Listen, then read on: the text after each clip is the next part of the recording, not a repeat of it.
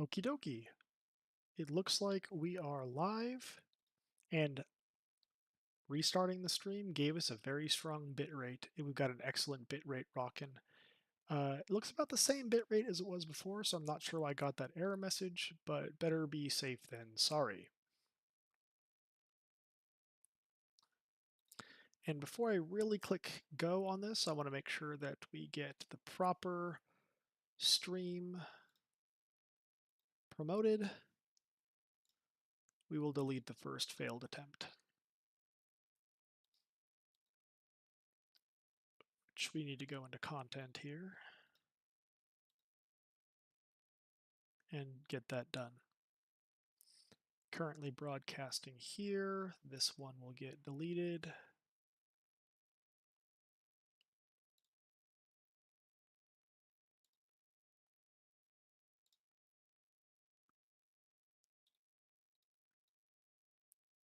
Okie dokie.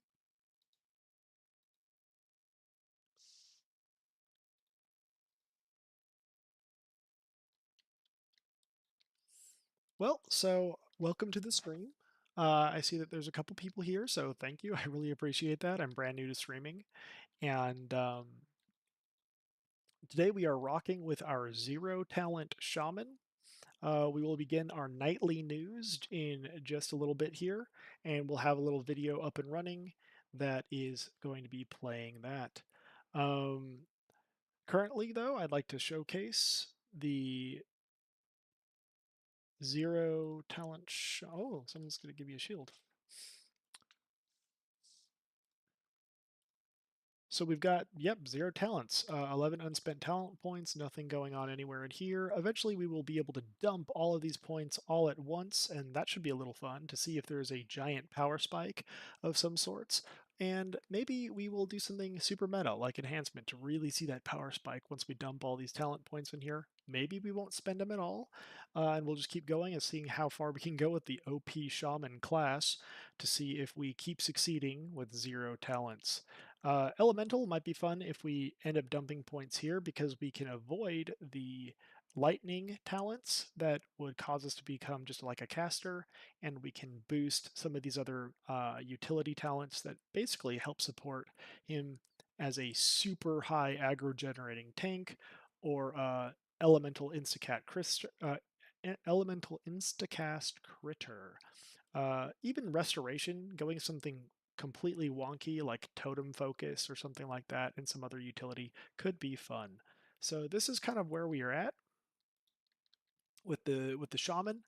And without further ado, I'd like for us to get started on our nightly news. Oh, hello, Amdeth. Thanks, thanks for joining the stream.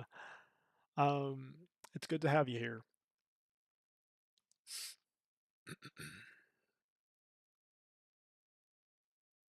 Want to make sure that it's working though, because right now my OBS is kind of being a little wonky, and it is saying that I'm offline, but everything else shows that I am currently online.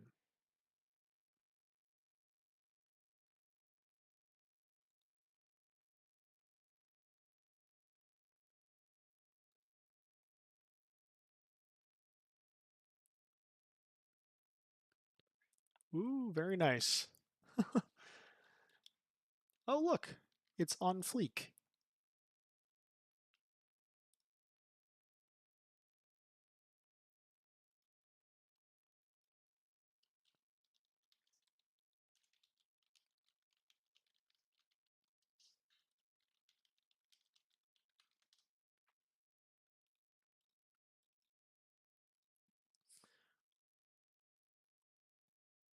How strange that my OBS is not actually up and running properly. Okay, now it's working all of a sudden. That's great. Okay. Thank goodness.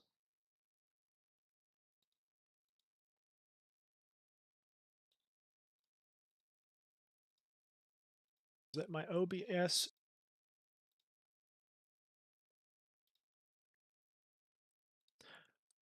Well, let's get the display cooking.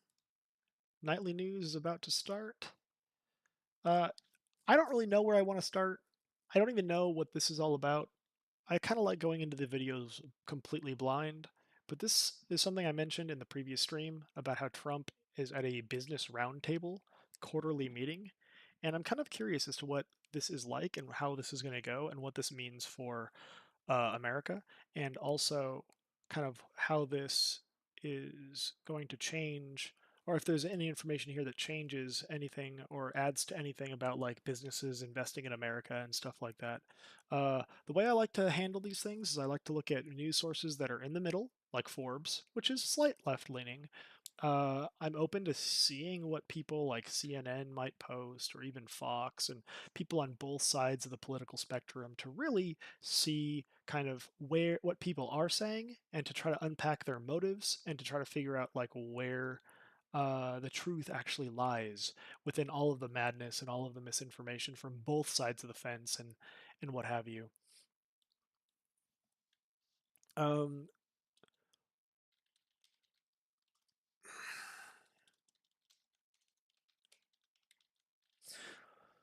so looks like On Fleek actually wants to be questing with me a little bit tonight, so we'll do a little bit of that, and we'll have the this playing for a little bit. If it's only 8 minutes long, right? But if it seems like it's kind of like weird, then I tend to skip the videos or end them or go off to the next thing. Sometimes Sky News Australia News, for example, it turns into just a bunch of blocks of text on the screen, and it's not really valuable to just read those things that kind of summarize stuff that we've already heard.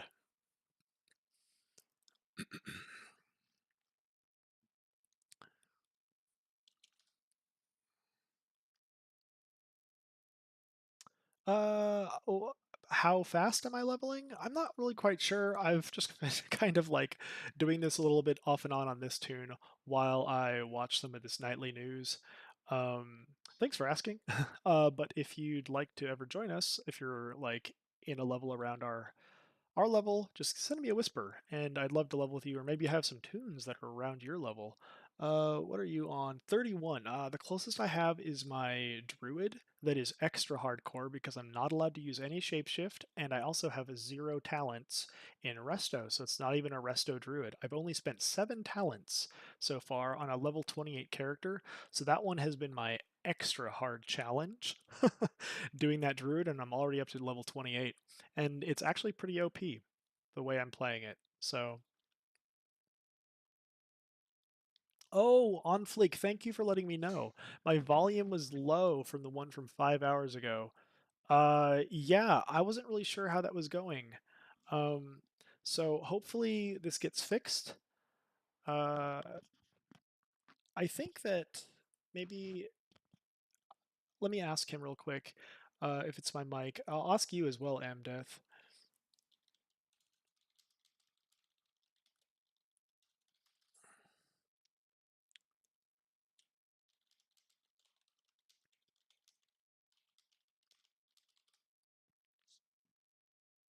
Yeah, I guess I'm not really like a loud streamer, I suppose, where I like speak super loudly, but maybe I should start working on that. This is some really good feedback. Um, oh, okay. So currently, Amdeath is saying that I'm pretty good with volume. I wonder if maybe I had the mic a little too far away from my face because I was like drinking hot cocoa earlier. Gosh darn it. Well, uh,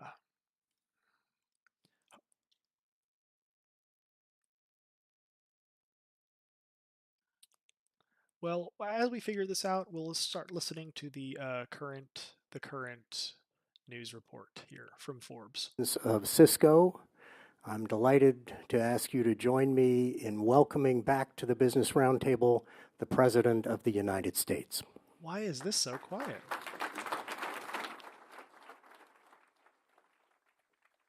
So right now, I think it's the videos that are quiet. If this video is too quiet, we will just go on to the next one. Maybe it was just that dude's mic.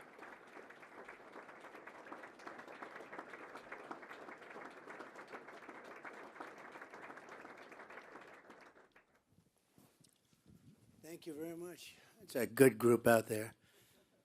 That's a good. Don't get better, actually. Thank you very much. Well, Mr. President, thank you for being here. Thank you for coming back to the Business Roundtable. I We're cannot hear very anything. honored that you would agree to I accept our think it's invitation. just this video, though.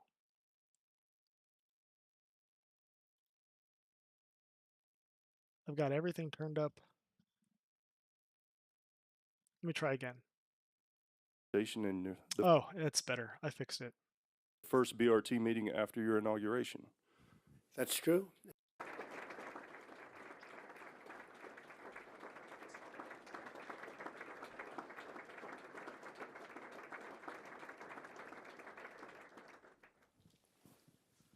Thank you very much. It's a good group out there. That's a good. Don't get better, actually. Thank you very much. Well, Mr. President, thank you for being here. Thank you for coming back to the Business Roundtable. We're very honored that you would agree to accept our invitation and the first BRT meeting after your inauguration. That's true. Actually, that's true. And I have a lot of friends in the audience, a couple that I don't like particularly much, but for the most part, very good. And as we were talking about backstage, this is the largest attendance that we've ever had at a Business Roundtable meeting. Well, it's a great honor. Thank you. So if you don't mind, we'll jump in. Okay. So first of all, congratulations on the ceasefire between Yeah. Ukraine and Russia today. That was hugely significant, as you know. Well, it's Ukraine, but we hope to get Russia. It turned out to be I've been saying.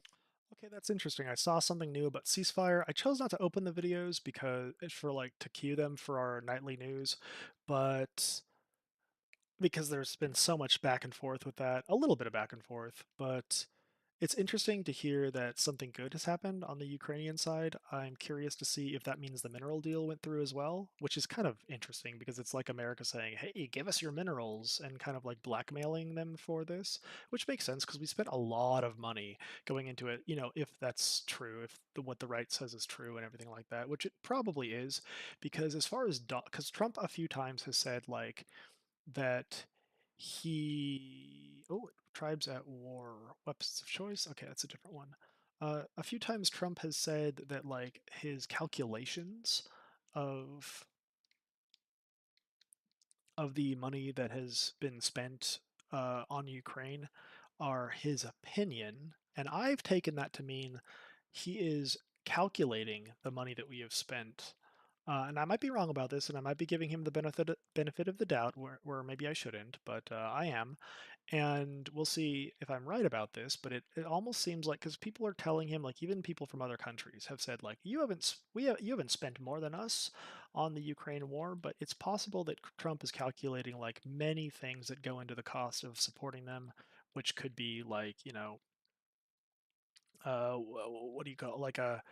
Like shipping and other small little costs that just kind of go into the overall support. And I'm not sure, really. I don't really know. But that's just like a middle of the road thought that I have on it, that makes me think that maybe there is some truth here if people have some truth to the claim that he's like lying. But about us spending that much money on the Ukrainian war, I mean, some countries have agreed. Some countries I've heard disagreed, and that was through some liberal news that said that they disagreed. So we'll see. We'll see. Uh, we can only kind of go based off of what we know and what we've heard, and what I know and what I've heard is kind of a both. Like, of course, everyone's going to always say the right lies if it's the left talking, and the right is going to say that the left is lying, right? But we can only kind of observe with what is being presented and see kind of what information comes to light as the days roll on. And I'm wondering if, because like I would say that I would count like uh, soft costs in spending as a part of the overall cost, because like let's say that we had to ship some weapons over there, right? And let's say that there's a cost that goes into the price of those weapons, or whatever it might be. Yeah, obviously that is a cost of support rather than just dishing out dollars. And sometimes people might be inclined to just look at the overall cost or the overall price of the large item that was uh, given, like Trump always touts himself for giving those javelins to the Ukrainian people before he even left office the first time around, which is true. He did that, and but the cost of shipping those javelins to them, right? That is another cost in the war, and it's possible that he's even calculating costs that have come before Biden, like back when he was giving them support as well. And I'm not really sure about any of that, but these are just other things to think about to try to be level-headed in the situation. But yeah, which is what I'm trying to do.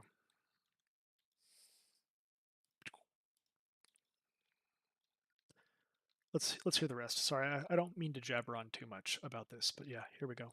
That Russia's been easier to deal with so far than Ukraine, which is not supposed to be the way it is, but it is, and we hope to get Russia. But we have a full ceasefire from Ukraine. That's good. That's very good. And then the people in this room, and we're going to tie us back together. The people in this room obviously are very interested in all the conversations going on around trade and tariffs that are important here. And then you've also had a large-scale effort to root out wasteful spending in the federal government. And I believe there's a thread that kind of ties all that together, and I'm just curious if you could share with us what that is. Well, it's basically make America great again. We have a bloated, very dishonest in many cases federal government and bureaucracy that's been a long time coming. Somebody should have done this many years ago.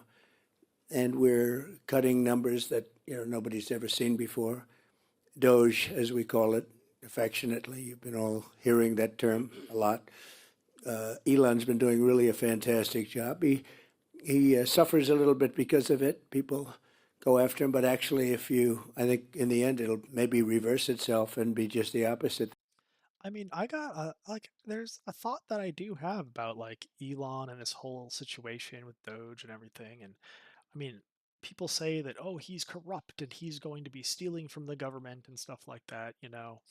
I mean, his entire life he has been given basically he's basically the poster child of pork barrel projects, where like to pass a bill on like eco things or whatever, they're like also funding Elon Musk. So he has been just like getting tons of government money his entire life. It's not something that he has ever like been hungry for. He gets whatever he wants. He always has. Whether it's for any of his companies, the Boring Company, SpaceX, or even Tesla, or anything else he does, right? He's been like getting a lot of government funding from it. So I don't see why people are like why people think they have any ground to say. And I'm not really like an Elon Musk like lover or supporter or anything like that. But to be fair, I feel like it just doesn't make any logical sense to even claim that he might be crooked in the sense that he might be crooked about other things, but crooked in the sense that taking this role in Doge would help him become even more rich. Like he literally doesn't even need it. Um, when people were angry about his whole like Twitter fiasco, where he was like firing people and stuff like that, which some people think is good, some people think is bad. Um, he said, somebody asked him like, well, don't you care about the advertisers? The advertisers might not like what you're doing. And he said something like, well, I'm not going to curse, but he said the F word, like F you. And he flipped off the sky saying F you again. And then he said, you're going to like tempt me with money? And that's such like and to him, it was just such like a ridiculous thought because the man is in want for no money at all. He doesn't need money.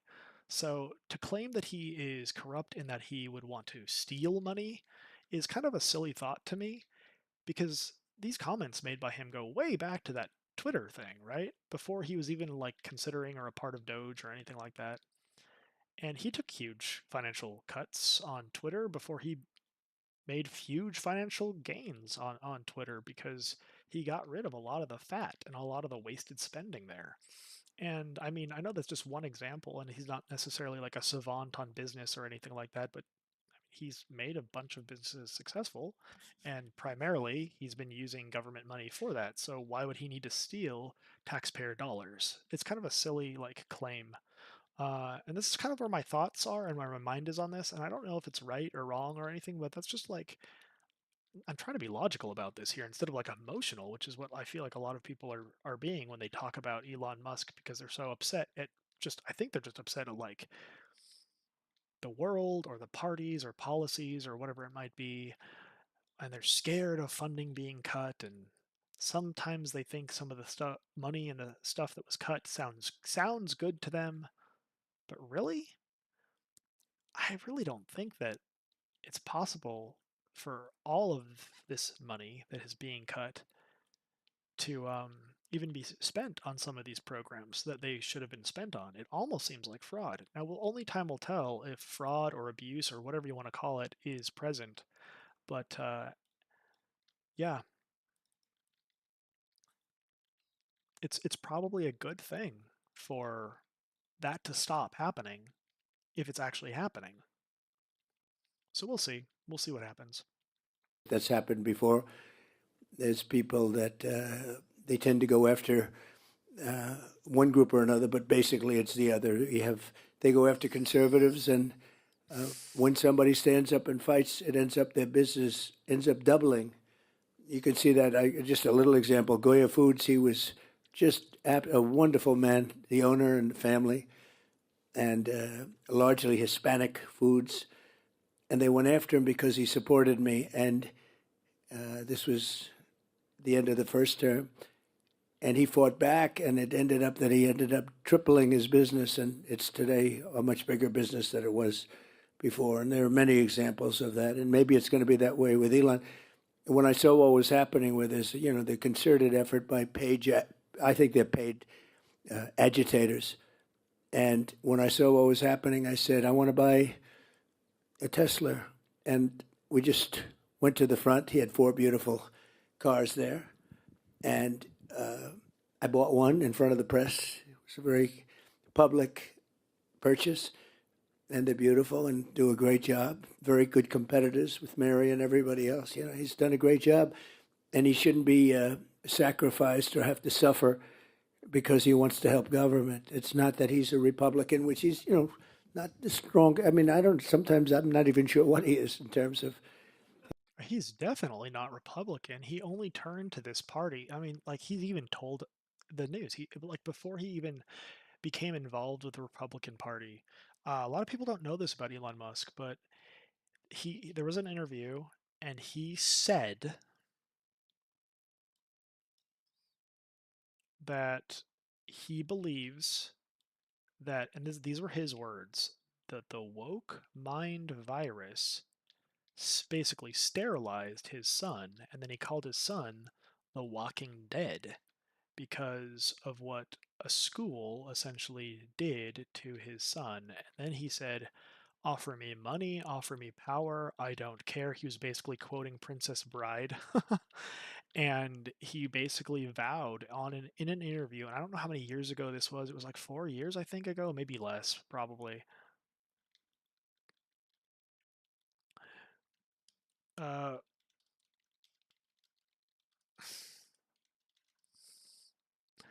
and he didn't hold back in saying that he's basically this creature of revenge now, and that's what he is. I don't think he's here in the government to actually be altruistic and do good. I think he's here because he wants to destroy something that he thinks destroyed his son. Wokeness. So that's really, if you're wondering why is Elon doing this stuff, that's probably his driving force, the driving factor behind his motives.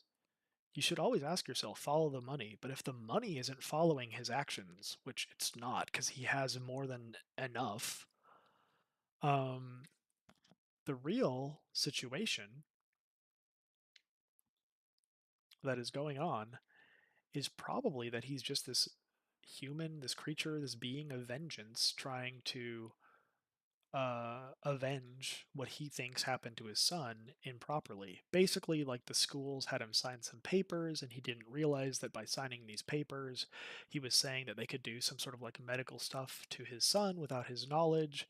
And I think it was like a sterilization, like kind of thing that it was like, okay, like maybe some non binary stuff. I'm not really sure what it was. I have no real idea, really. But it was something like that, and my wife knows more about it, and she was like, "Oh yeah, yeah, I've heard about this." She always knows about everything before I do, and I was just very shocked that some of this stuff. I'm a teacher in California, and I know that some of this stuff is happening, and I know it's true, but I've never like really been a part of any of this type of stuff, like not necessarily at my school, but he's like, he was up in a much more liberal area of California where I guess this must have happened because again, before he was even interested in like politics or the government or anything like that, he was already just highly against this whole woke thing. And I think that's maybe really why he bought Twitter. It probably had to do with that because it goes way back to that. And then since then, he's just gained some opportunities within the Republican government. Like if you look at his history of like who he screams liberal and progressive. I mean, supporting like conservatives aren't big on electric vehicles, right? Or like supporting like the electric vehicle mandates and stuff like that. They're just not as a party. They're big on oil and gas, right? That's conservative. But he's very progressive in that he's even literally just making a Tesla electric car, and it's what his company is based off of. So clearly, he's not like your poster boy Republican. Trump is right about this. It's just obvious. His philosophies, but he's a great guy. He's a patriot. He wants to see the country straightened out, and he's done a fantastic job with those. We've found massive fraud, abuse, waste, and we had many, many jobs where there was nobody working but getting a check. We had contracts that expired years ago, but they were continuously being paid. Probably, I'll bet you it's $500 billion perhaps if you add it up so far. And we're trying to get to $1 trillion. That's a big number. And he did have an ability to do something that a lot of people didn't think of. He'd come in with bigger ideas. We'd say, we want you to cut down the size of your agency by 2%. And we thought that was good. He came in, he said 80%. I said, what the hell's going on? 80%. And largely, I mean, we had to do it carefully, and we had some little hiccups, not big hiccups. But we saved a tremendous amount of money for the future. This is going into the future. And in some cases, it would be 80, and in some cases, it would be 5% or 2% or 3%, depending on the agency. And you can almost, you're all great professionals, the top, and you can almost look at some of the agencies and see which ones had to be cut and which ones didn't. Also in terms of their importance and in terms of being current. So we saved a tremendous amount of money. And I think, I don't know if it's going to reach $1 trillion, but it's going to reach a lot. And it was an honor to. Oh, great question, On Flake. Thank you. I teach in California, a pretty rural area. Nobody's really heard of it. I'm from like a coastal city though, but I teach English, and I'm a high school English teacher. uh, but yeah, yeah. Sorry, I had a chat question. It was in WoW though, so it was not a. If you're in Twitch wondering where's that comment, it was in WoW, but yeah. So here we go. To have Michael there yesterday. You got to see a little bit of it. We had a conference, and a lot of investment coming into our country, much more than I've ever seen. Apple is investing $500 billion. IBM was with us yesterday, and they're investing a lot. Just companies all over. I could name them. You've read most of them, many of them. But hundreds of billions of dollars is being invested. That wouldn't have happened if I didn't win the election, number one. And I think, number two, the tariffs are having a tremendously positive impact. They will have, and they are having. We have car companies that are not building in Mexico now; they're building in the United States. Some of them, the plants were already started and they stopped construction, and now they're going to build in the United States. It was very unfair. They'd build in Mexico and sell them across the border with no tax, no nothing. They'd take away our jobs. They'd close up places in Michigan and all over the country, and they'd build them in Mexico. In many cases, they were owned by China. Built in Mexico, owned by. Okay, I mean, like, it's very true how much people. Now, this is an anecdotal story that goes into my. I don't really know what he would be to me, but my stepfather's daughter's husband. So he's a very successful businessman. He's ran a few businesses. He started off like a homeless guy, but worked his way to success with his like pretty savvy, manipulative like business strategy tactics. He told me about his very first business that had to do with him like building fish tanks behind like a grocery store in like an alleyway, and he would build them for like people that wanted like custom fish tanks or something, and he started getting a little bit of money that way, and then he kind of got this crazy idea out of nowhere about building houses for poor people in India. But because like a lot, and then a lot of the manufacturing and stuff that he could do in there was essentially way cheaper and everything like that, and it was a really great way for him to start his business. But it's way cheaper even for like minor small baby businesses starting out. If you're like in America, you take the money you have here and you invest elsewhere into like India, for example, your money goes so much further and you can do so much for startup costs, and you basically become wealthy no matter what business idea it is that you have. And his it was like prefab little mini homes. They're basically made of cardboard, but like a super durable cardboard, and then you just click them together and you set them up, and it creates some nice little super cheap temporary home in some like slum area of India, which sounds really bad, and it kind of is actually probably. I wouldn't want to live in a home like this, maybe, but maybe because I saw like a prototype of what his homes looked like. He had at his house. But he assured me that the ones he used for the people were far better. But if like something like that became like literally the guy like within a month or two became like a multimillionaire. If your money can go that far doing something simple like that, going overseas to like India, yeah, it's totally true for everywhere else. And trying to get people to do business here in America, I guess yeah, that's got to be a good thing, because then it improves economy and improves jobs. But the thing that I am worried about is um, this whole like Trump gold card version of the green card thing, where people will, instead of get Americans to do these jobs that are high paying jobs or highly sought after jobs and stuff like that, uh, that businesses like Elon Musk that have millions and billions of dollars will be able to fast track green card, they call it the gold card, but fast track green card people into this country as highly sought after workers. All they have to do is pay $1 million, and then you get somebody that is highly qualified from another country come to America and work. So they keep saying that this will create jobs for Americans, and it might.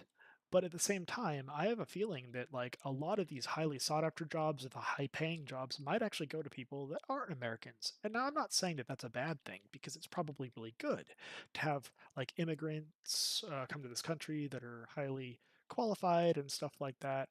But I'm just wondering what the long term effects are of this, and if businesses like that are super wealthy, if they wouldn't just be more inclined to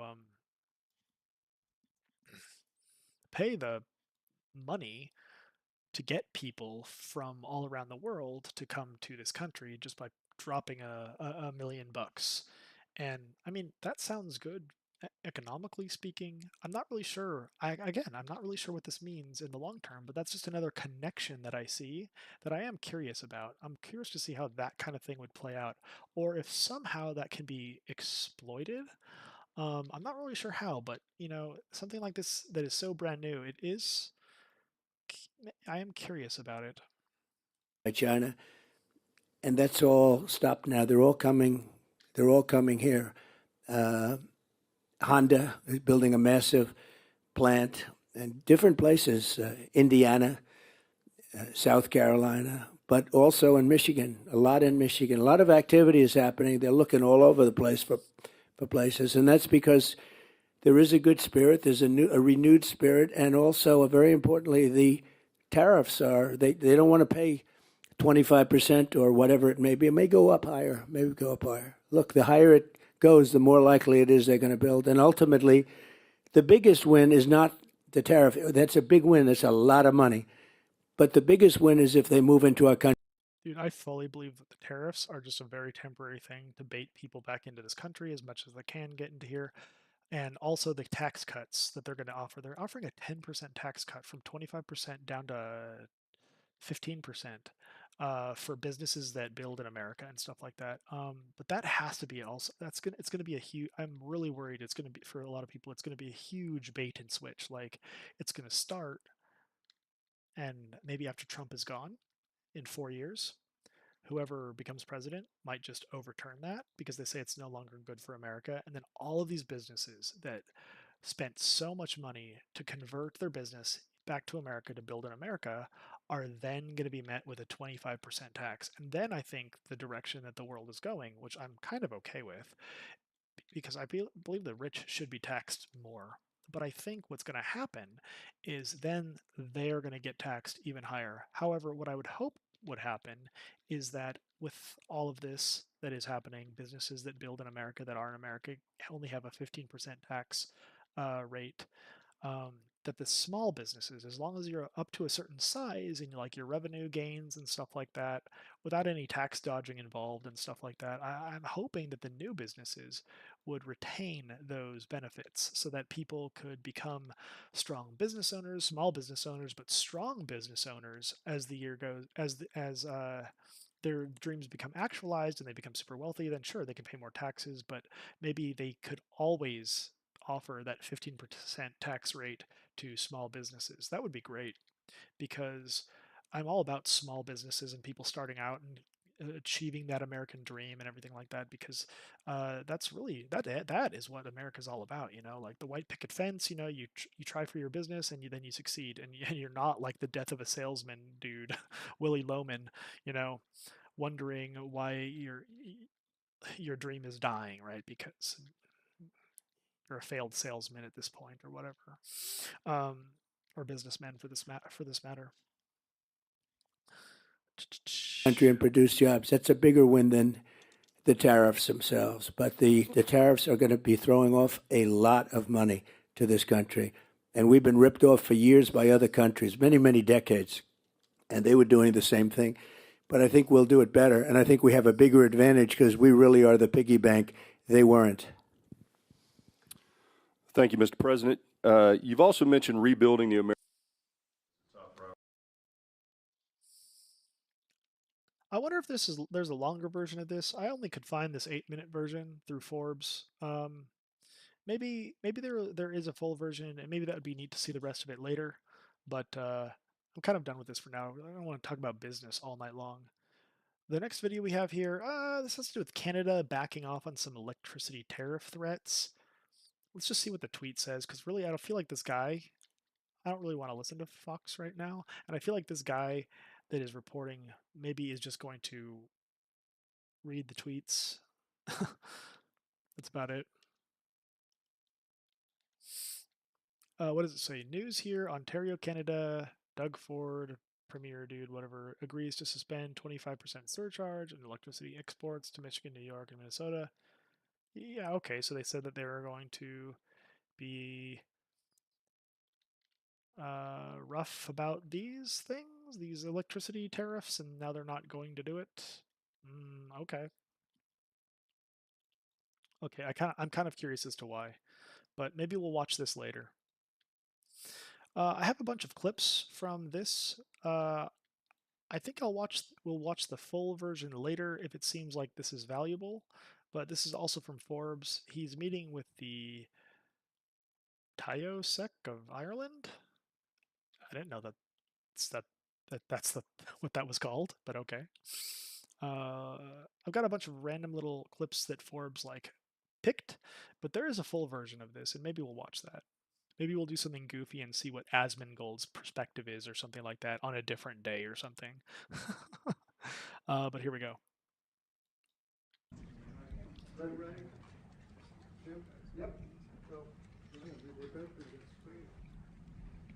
Thank you very much. It's a great honor to have Mihal Martin, Taoiseach, Ireland. Oh,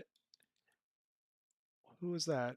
Before we, Nichols Arcade. Uh, oh, sorry. About like 5 minutes ago, you asked, is it 1 million or 5 million?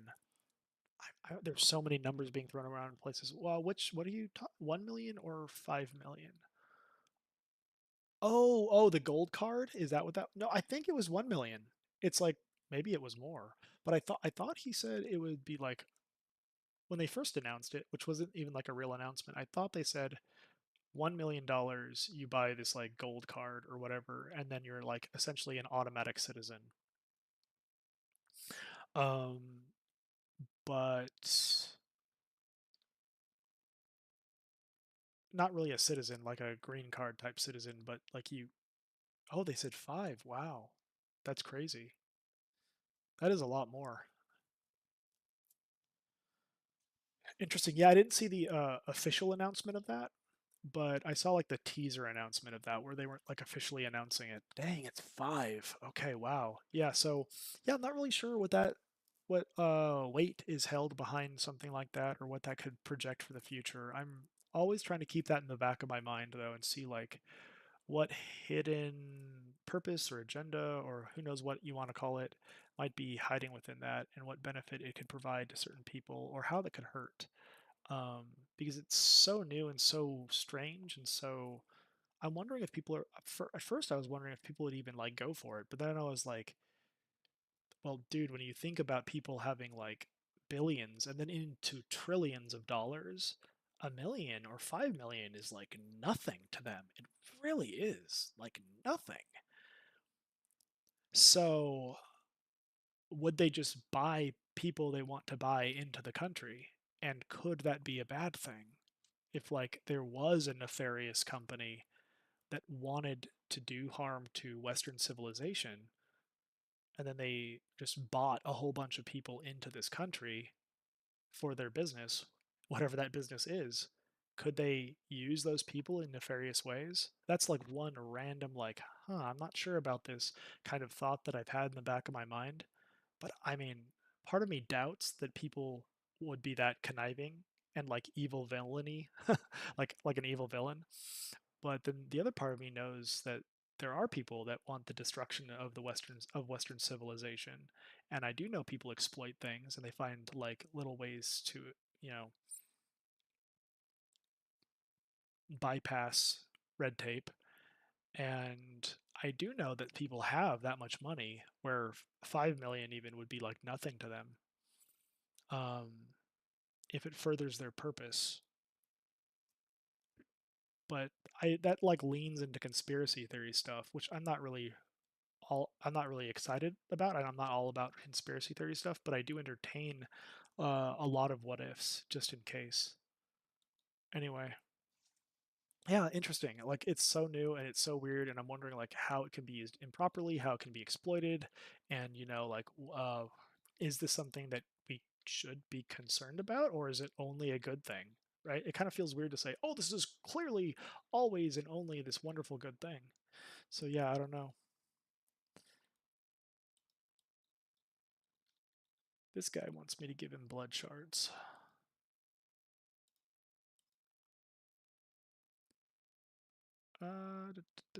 Spirit is actually the best. Only 4, and then he gives you 25 spirit. Huge tip if you guys didn't know this. At this level, 25 spirit is insane. It really speeds up the downtime, and you get it for a whole 30 minutes. I'll just grab some strength as well as some agility just for fun, because I have way too many of these right now. I have a lot of them. Anyway, this video seemed really quiet. Sometimes that happens with Forbes videos. I don't know why. Hopefully it gets fixed. Otherwise, we'll just ditch it. We'll just ditch this video and go on to the next one.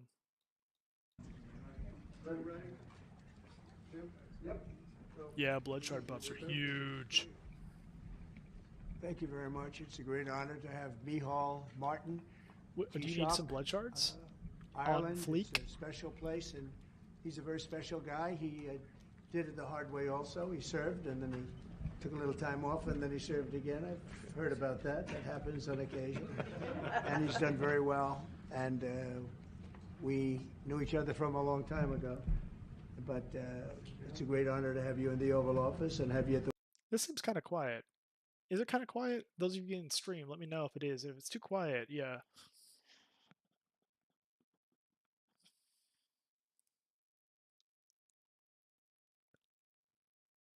Yeah, I mean that's a good idea. Yeah, I know the idea behind it. Like it's for America, it's good. We get the extra money. We pay down some debt and some other things. Um, okay, that's good that you can still hear it. But yeah, they get the money, they pay down the debt, and that's good on our side. But I'm wondering if there's people that don't mind giving us the money for like a greater evil down the road. Like, let's say it's a terrorist organization and they have billions of dollars and they buy people into this country and then they do something with that to destroy business or whatever, right? Or the economy. Like, I'm not really sure if that's even possible, but like, I'm looking for like possible concerns just in case so that like, because I can't just trust that something is too good to be true or whatever. But yeah. It might be. It might be. It sounds like a really good idea. Like you want to give us $5 million to come into this country? Sure. You get like 5,000 people that want to do that. That's a huge chunk of change. or businesses want to get 5,000 people that want to do that. Oof, huge chunk of change, right? That sounds good, right? And it's really just like a temporary like green card, you can work here kind of thing even. So that's a huge bonus. It's interesting to see what comes of it. Maybe only good. Maybe it's like one of the best policies ever conceived. But with everything that seems so good and too good to be true, in a sense, I'm always going to be looking to see like, well, is there something that could be exploited in this? Who knows though? Who knows, right?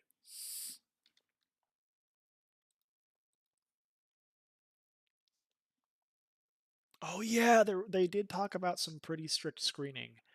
Uh, as long as it's coming from the right type of people and maybe like nefarious bureaucrats aren't in place because they've already gotten rid of a lot of those people, or they set up a system. Well, for now at least. I mean, in the future, maybe nefarious people could get back into the works, but yeah, it's possible that it could be corrupted at its inception. Though it'll probably be fine. It'll probably be good because the people they put into place would probably have like the best motives at heart.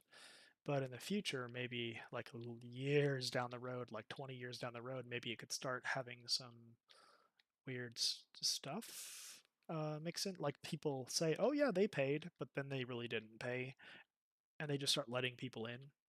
Like that could be an exploit, depending on how well they are at tracking some of that information. Interesting. Anyway, this is very quiet to me. I don't know what's going on. Let me see if I can make it louder.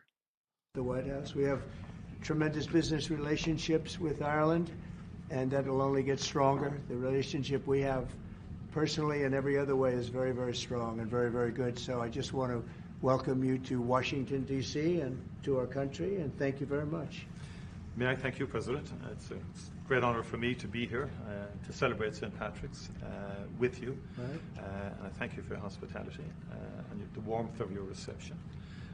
And I commend you in terms of the work that you're doing, particularly in terms of the pursuit of peace, which we discussed earlier. And I think that's going well. And you really have, in the first sort of 100 days of this government, you've done some extraordinary things very quickly. Thank you. Everybody's watching in that respect. So Thank you. Delighted to be here. It's an honour to be here. Well, it's a great honor to have you, and special people, very special people. I know a lot of Irish And growing up in New York, I know a couple of your people that used to live in that beautiful Ireland, and now they're here, but they love your country very much. You know, they have a great feeling toward your country. They have, and a lot come back for Yeah, holidays and they come back. stuff like that, and checking out their family, Yeah. ancestry, and things like that. You know. Great, fantastic people. Some go to Doonbeg as well. Yeah. And they go. We love Doonbeg. I love them. I don't know if I'll ever see it again. Maybe I won't, but We would like I to think come I back and will. see it. We'll get there. We're going to get there. It's a beautiful place, wonderful place. Any questions? Mr. President, on tariffs, how far Yeah, are you please. worried? President Trump, how worried are you about the counter tariffs from the EU, which were announced yesterday? And also, how worried should Ireland be, given the fact that it has a massive trade surplus with the US, over $50 billion? Neil Martin might be quite nervous about what would tell him to do. Well, I don't think he looks nervous to me. And if he was nervous, he wouldn't show it. No, we do have a massive deficit with Ireland, because Ireland was very smart. They took our pharmaceutical companies away from presidents that didn't know what they were doing. And, it's too bad that happened. It's a tremendous job. I give, look, the Irish are smart. You're smart people. And you took our pharmaceutical companies and other companies, but, through taxation and proper taxation, they made it very, very good for companies to move over there. And we had presidents and people that were involved in this that had no idea what they were doing, and they lost big segments of our economy. The European Union treats us very badly. They have for years. I saw that. I had it out with them in my first term. It did well, but we had to solve other problems, and we did. But European Union's been very tough, and it's our turn too. We get a turn at that also, but they have not been fair. They sue our companies and win massive amounts of money. They sued Apple, won $17 billion, and they use that for other reasons, I guess, or to run the European Union. So I'm not knocking it. They're doing what they should be doing, perhaps, for the European Union, but it does create ill will. And as you know, we're going to be doing reciprocal tariffs. So whatever they charge us, we're charging them. Nobody can complain about that. Whatever it is, it doesn't even matter what it is. If they charge us 25 or 20% or 10% or 2% or 200%, then that's what we're charging them. And so I don't know why people get upset about that, because there's nothing more fair than that. And we had a problem with Ontario, and they dropped that when I let them know what we were going to be doing. They dropped it immediately, so I'm glad, because electricity, you shouldn't be playing with electricity. It affects people's lives. Actually their life. I mean, it can affect, depending on weather, it can affect their life, so we can't do that. And it doesn't make sense that our country allows electricity to be made in another country and sold into us.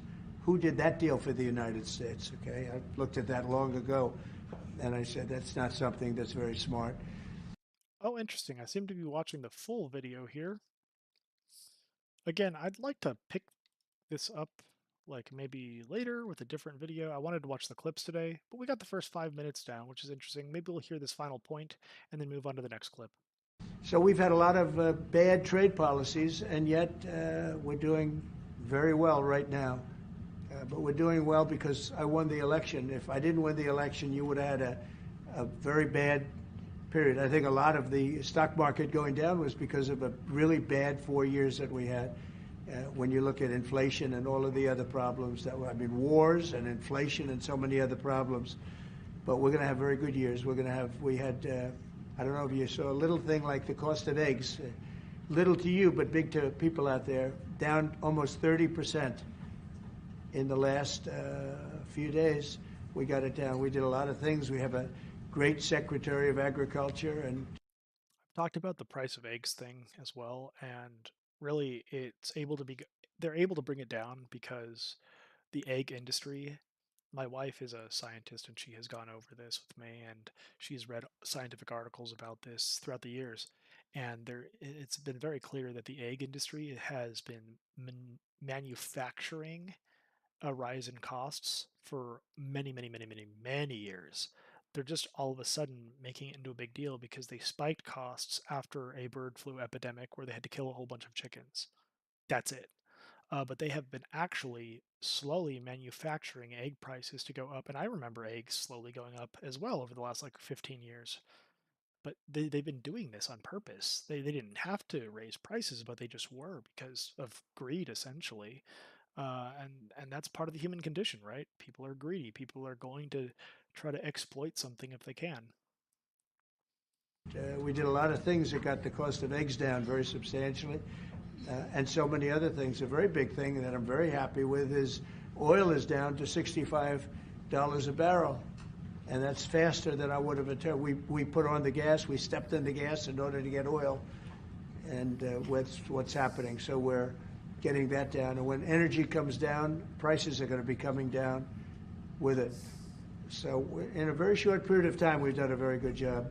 And I think that the tariffs that we're talking about, and again, reciprocal, I think that the tariffs, there are some cases where they're a little beyond reciprocal because, we've been abused for a long time as a country. We have been abused really for a long time, and we will be abused no longer.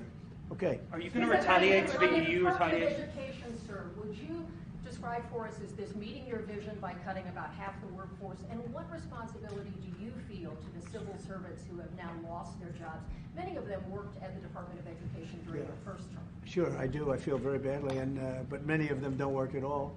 Many of them never showed up to work. Many of them never showed up to work, Kelly, and unfortunately, and that's not good. And when we cut, we go, and that's what I had a number of meetings with a lot of people over the last couple of months. When we cut, we want to cut, but we want to cut the people that aren't working or not doing a good job. We're keeping the best people. And Linda McMahon is a real professional, actually a very sophisticated business person. And she cut a large number, but she kept the best people. And we'll see how it all works out. But our country was run very badly. I mean, whether it was that or contracts that were signed that was so bad, so obviously bad. And I go through them in speeches. I could go through them all day long. I could read for billions and hundreds of billions of dollars. And all of that fat and waste and fraud and abuse is being taken out. But it's incredible what's happened. Now, Department of Education's, maybe more so than any other place, has a lot of people that can be cut. They're, number one, not showing up to work. Number two, they're not doing a good job. And if you take a look at our education process, and if you look at the charts, because they have numerous charts where they do the top 40, we're at number 37, 30.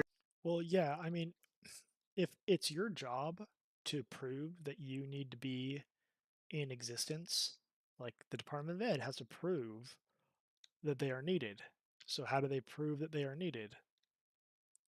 They make a chart and manipulate tests and test data to try to make it seem like they are needed. That's exactly what's happening, actually. I'm in education. They test other kids from other schools, and they also test kids only from one school in America, one like school district or something like that, and that's it.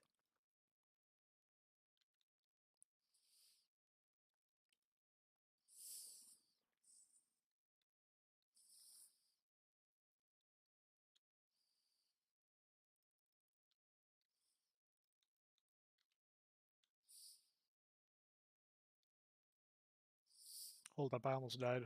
These stupid bugs. Look at all of them. Look at all these bugs. Oh gosh, there's more bugs.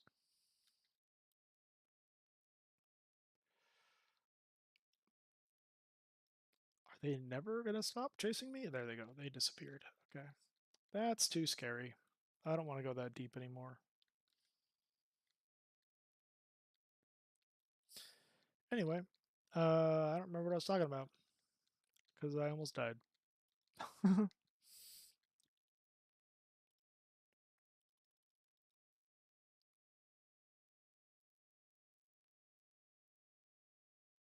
38, 39, and 40, and recently they hit during Biden's last few days.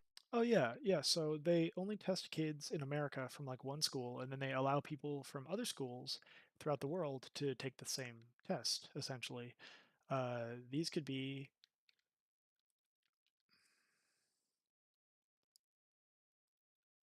these could be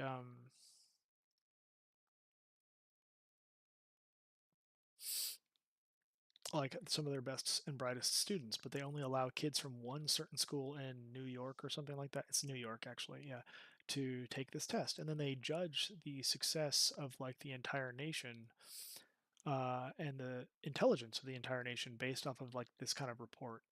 That sounds very manufactured, and I don't think that this could possibly be accurate.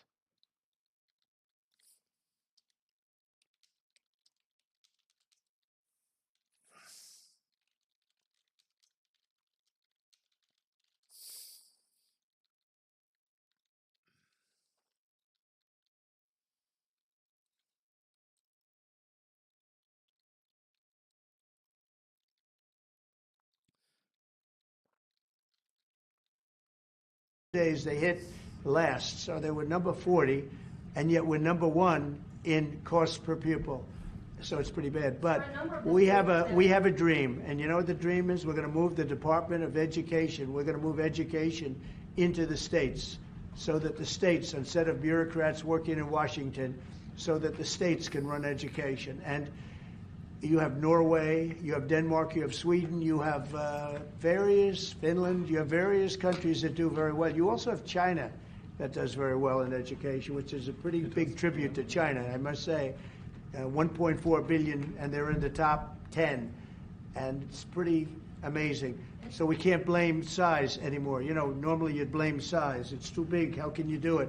But China does it. So we think when you move it back to Iowa and Indiana and all the states that run so well, there's so many, I could name 30, maybe almost 40. Those will be as good as Denmark, those will be as good as Norway, and they'll be as good as any of these. I believe they'll be as good as any. Now, then you're going to have 10 that won't be so great. You're going to have 5 that will not be good at all, but we'll work with them and we'll get them to be good. But what we want to do is always school choice, but we're going to do school choice, and we're doing it.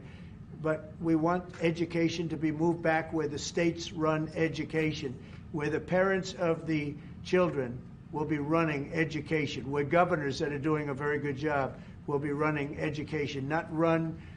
I drive through the city and I see like so many buildings, Department of Education, Department of big buildings, and by the way, they're empty. Nobody shows up to work. So I think Linda did a very good job. Mr. President, do you have a meeting with Vladimir Putin scheduled or a conversation? What would be your I won't comment on that, but we had a great success yesterday. We have a full ceasefire. If it kicks in, we have to see. It's up to Russia now. But we've had. Okay. Yeah, this might be interesting. Again, I just wanted to listen to clips. We are at 5 minutes, now we're at 10, so maybe this is a good place to stop for this, because we might be watching this later, like tomorrow or something like that, or maybe like through like like just for fun, like a goofy like Asmongold stream, because I think he's covering this one, where we kind of see like what his perspective is or what his chat's perspective is, and because really what this is all about is like gaining perspectives and seeing what people think and stuff like that, rather than just like only hearing from one person. Okay, here we go.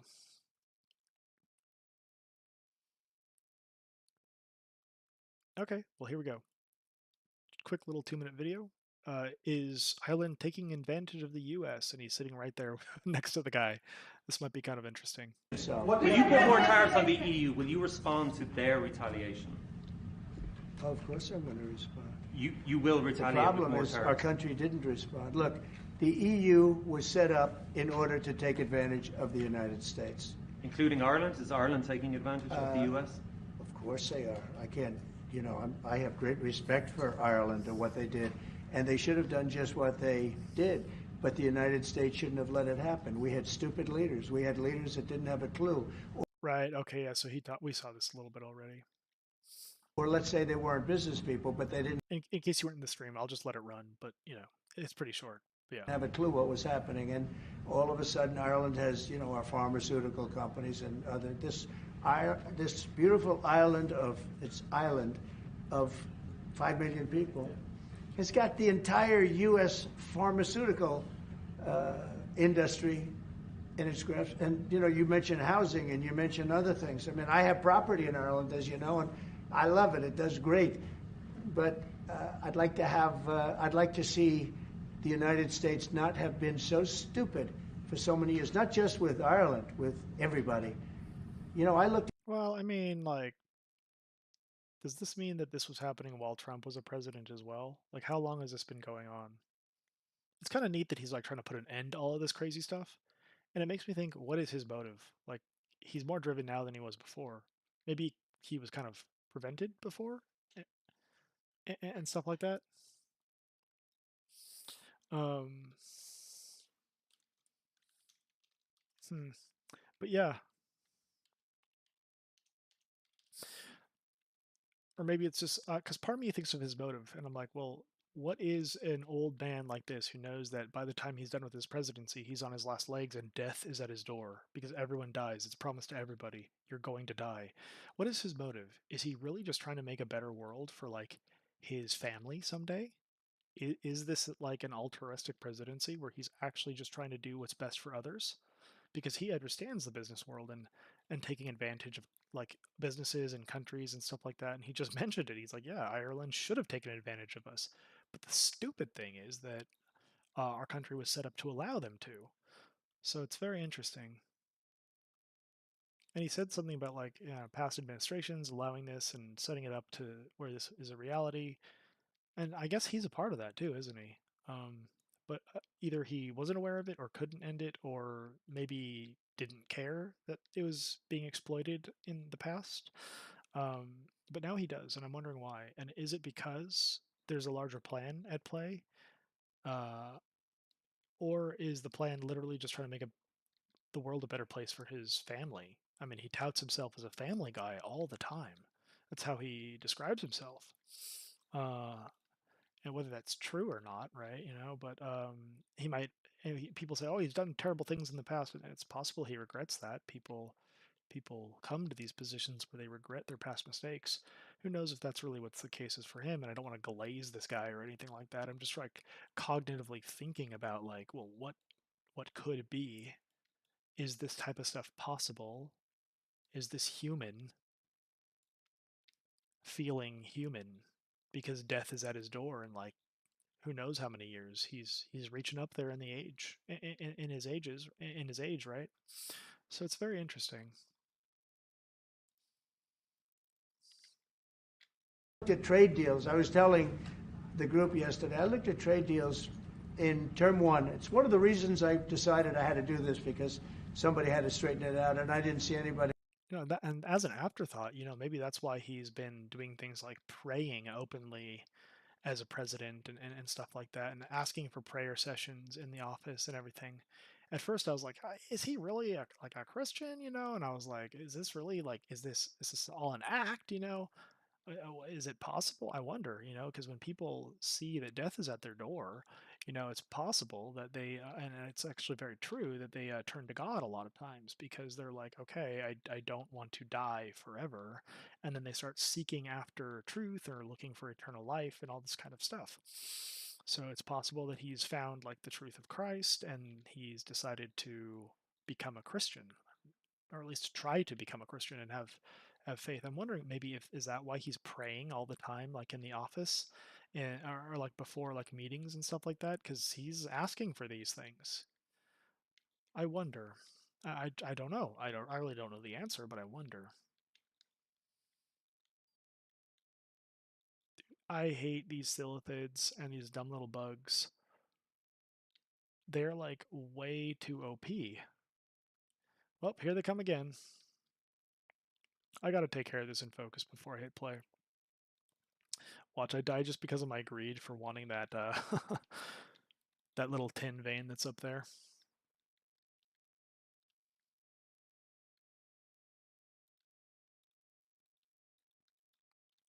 No, they're killing my totem. No, I needed that totem. Okay, gosh. Well, I guess they're dying pretty fast. This isn't the worst thing. I've had trouble with previous ones, but maybe it's because I was like being lazy and not tab targeting properly. Okay, let's see what the rest of this says. We've heard it already, but yeah, I guess it's kind of good listening to it right now because I've got a couple other ideas out of it. But That was going to. I looked at trade deals that were so bad, I'd actually say how is it possible that this could have happened? Who would have been so stupid to let these deals happen? For instance, when the pharmaceutical companies started to go to Ireland, I would have said, that's okay if you want to go to Ireland. I think it's great. But if you want to sell anything into the United States, I'm going to put a 200% tariff on you. So you're never going to be able to sell anything into the United States. You know what they would have done? They would have stayed here. Are you planning to lower more taxes? He's so lucky that I wasn't. Are you planning to, He's so lucky. sir, are you planning to lower That got all of them screaming. Oh my gosh, did you hear that? That's crazy. Okay, well, let's take a look over here.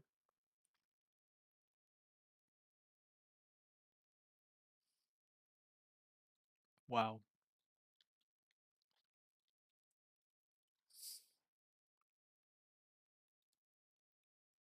Trump blatantly shuts down. Oh gosh.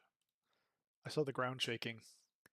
I did not want a level 26 Wooly Kodo and his family coming after me. Oh, level 25s, level 26. Oh gosh, that was close. Will they aggro you? Just walking by? I don't know. Maybe not, but maybe.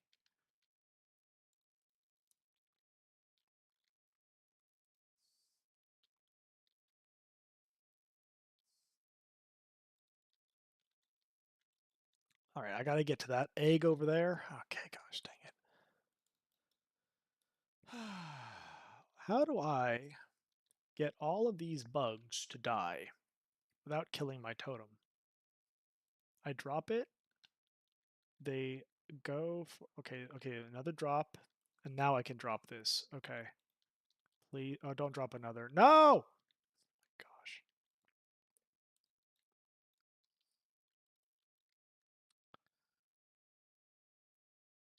Did they die? Did it get them?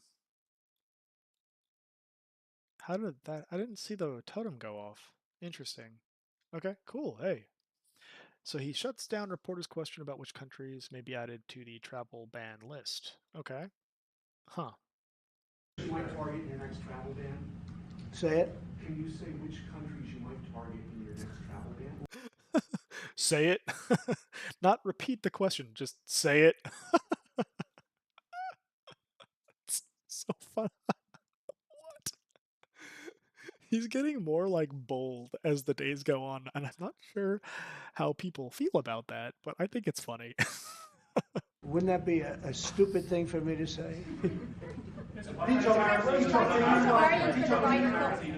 said, which countries am I going to target for the next travel ban? Can you believe somebody would ask that question?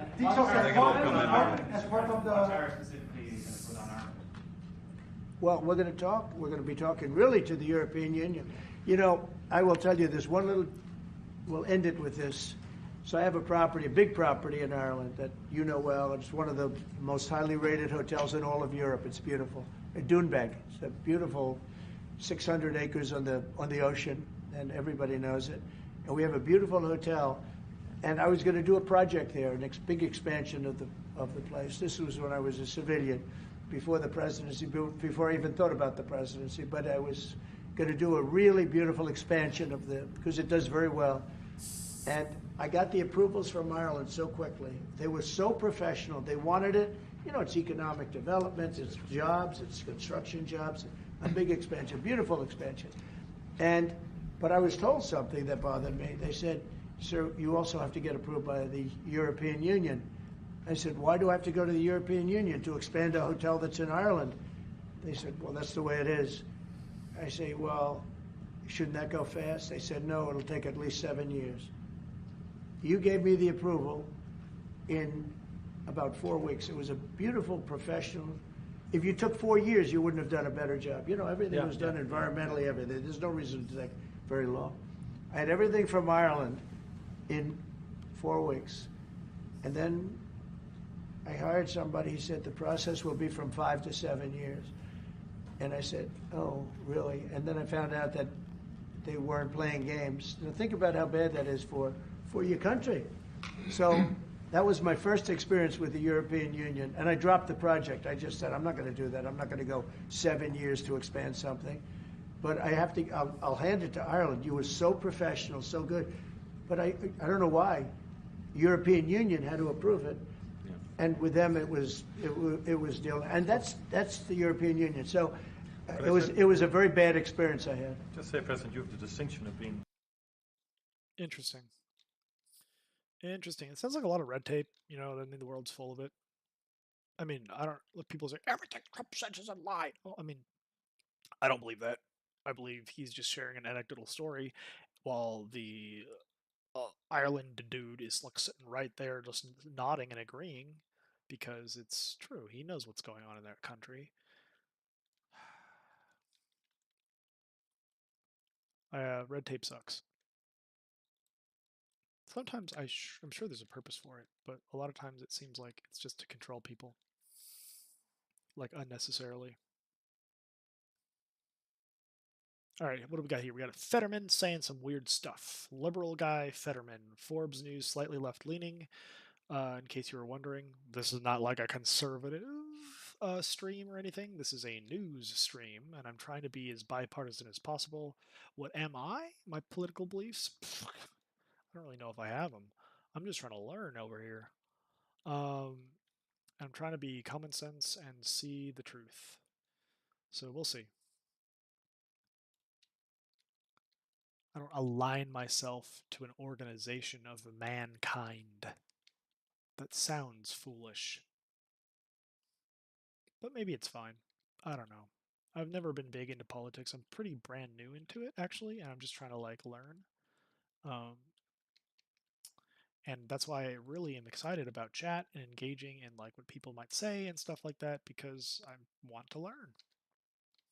And I'm curious as to what other people believe and where those perspectives might come from and what motives might be hidden behind what people say. That's the big one. The motives for their beliefs. Let's see what he has to say.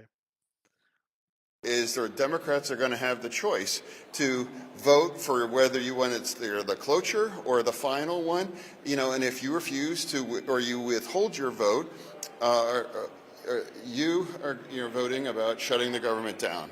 And now, so that's always been my point.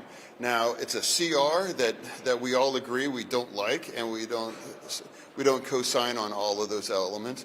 But for me, it's about we can't ever allow the government to shut down. If you shut it down, you will impact and hurt millions and millions and millions of Americans, and you run the risk of slipping us into a recession or even all kinds of other things. Okay, so is that the problem with the government shutdown? Like slipping into a recession and stuff like that? Like, I mean, like, people just keep saying, it's terrible, it's terrible. I'm a Walmart American. I don't know why it's terrible.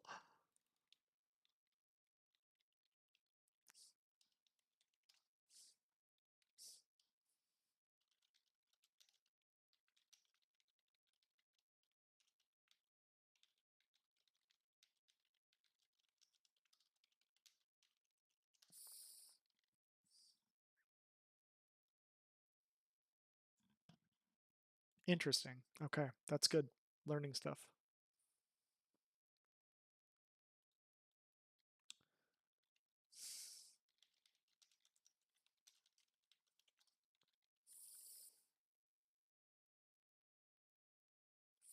Okay, so that was Fetterman.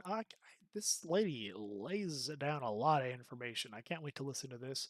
Want to hear a bunch of more of these little tiny clips first, to give a precursor into like the full video that we're about to watch. Maybe tomorrow for this, and maybe even hear some like other commentary that people have, like Asmongold or something, related to this major event. Sitting down with the president dude or whatever he is from Ireland. I mean, I'm Irish, so just because of that, I'm really interested. So we'll see.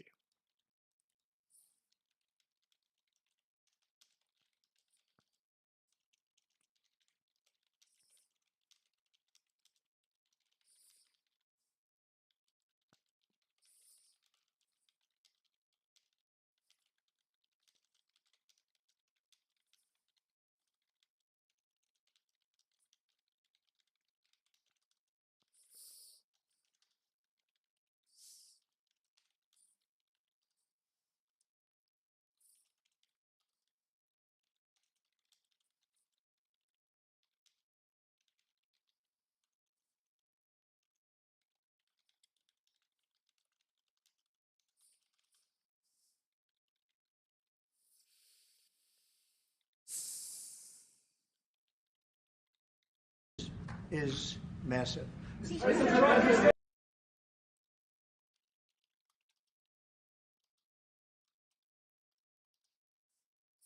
All right, before I hit play, I got somebody wanting to be on my battle tag, so I'm gonna try to get him in.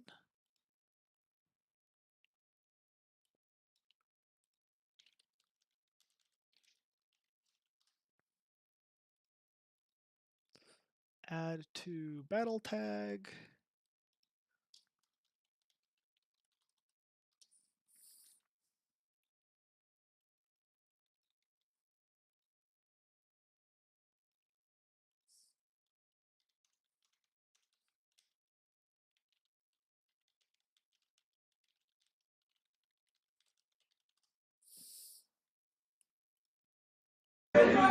Wait till you hear this one.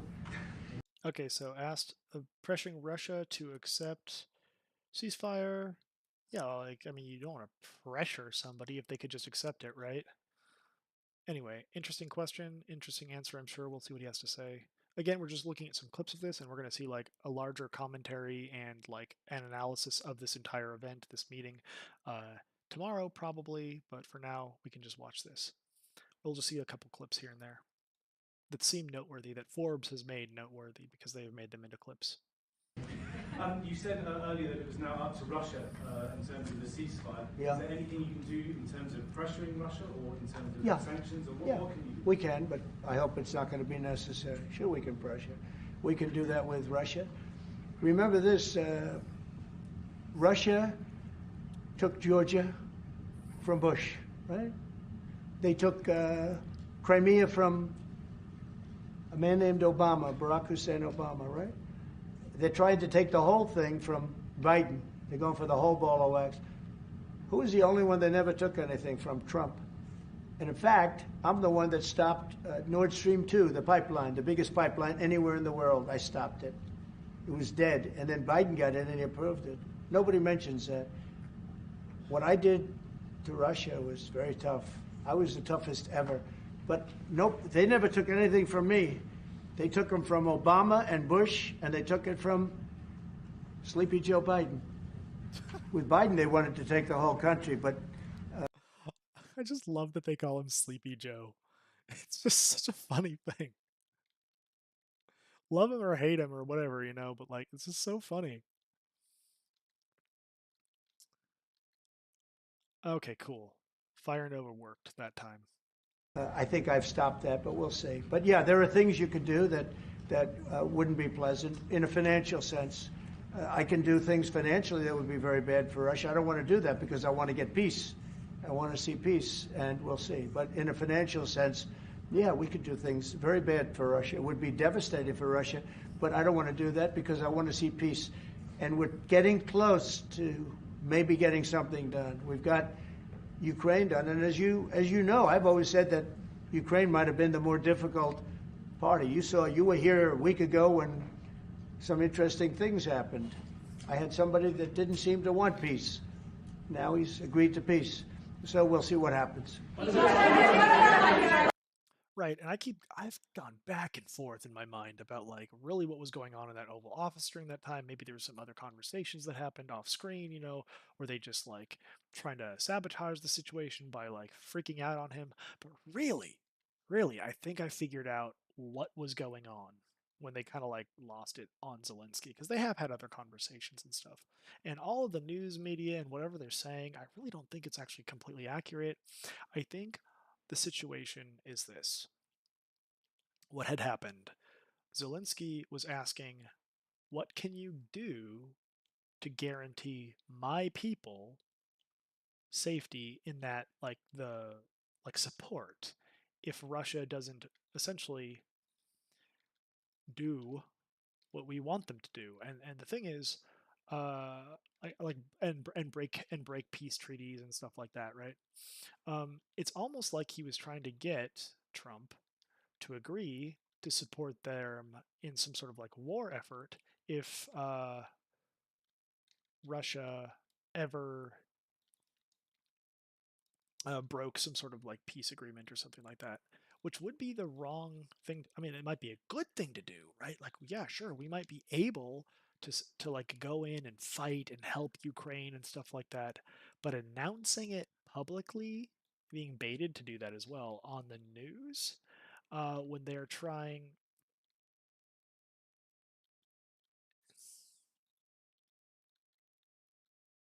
What the? Okay.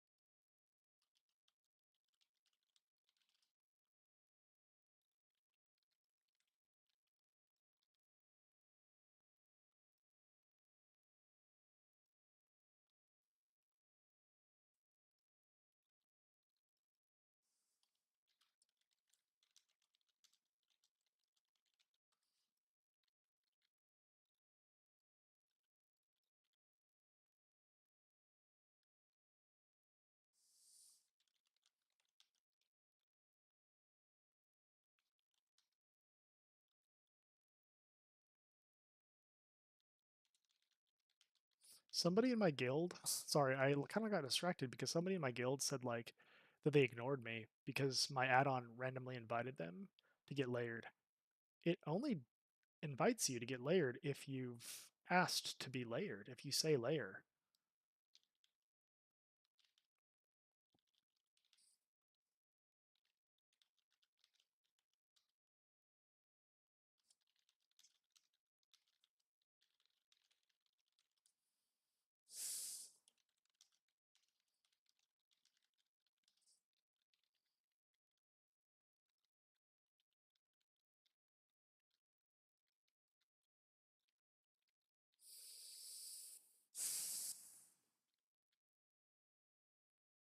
Hmm.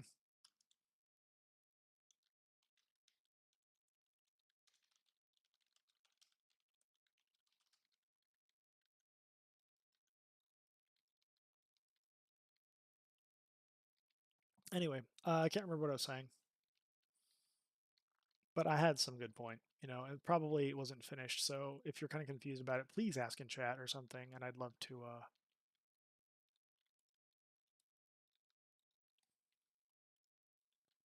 I'd love to enlighten you on like whatever like angle or thoughts or random whatever's it is that I might have had.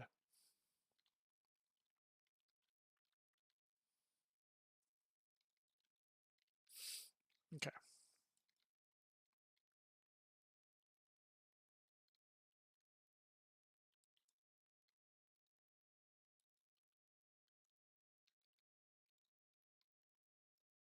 Maybe my add-on is inviting people when they don't want to be invited by accident. Huh. I wonder.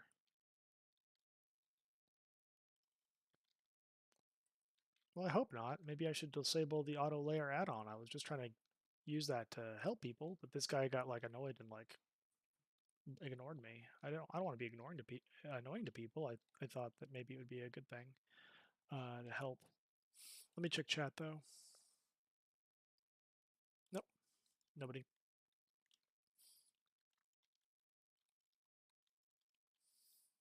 Man, this is quite a challenging zone to be in without any talent points on my 0 talent shaman. So maybe we gotta come back here later or something. I'd like to be able to do it now, but this level 2500 just kind of like ditched me. He did. He left. Okay.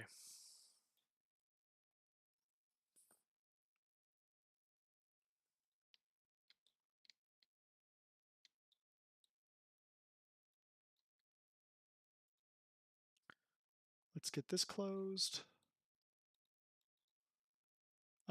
Passing CR.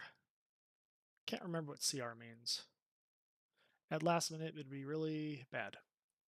Okay, what does he have to say? He's so tall.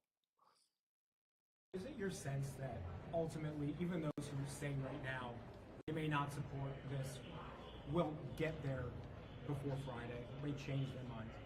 Well, I was hoping we could at least have the vote tomorrow, because I mean, aren't we all sick of all of us? Like, can't we just leave? If we have to bring this out to 11:59 on Friday night, then that would be really. But I really don't know what their insights are on this. But when it's really coming up to it, and you got to walk in there and up or down, you remember what you were voting for. You were voting to shut the government down, and that will absolutely punish millions of Americans. Interesting. Yeah, I guess they are saying it could be due a recession. That would be the reason it's bad. That's the only thing that I've heard. My whole life I'm like, why is it bad?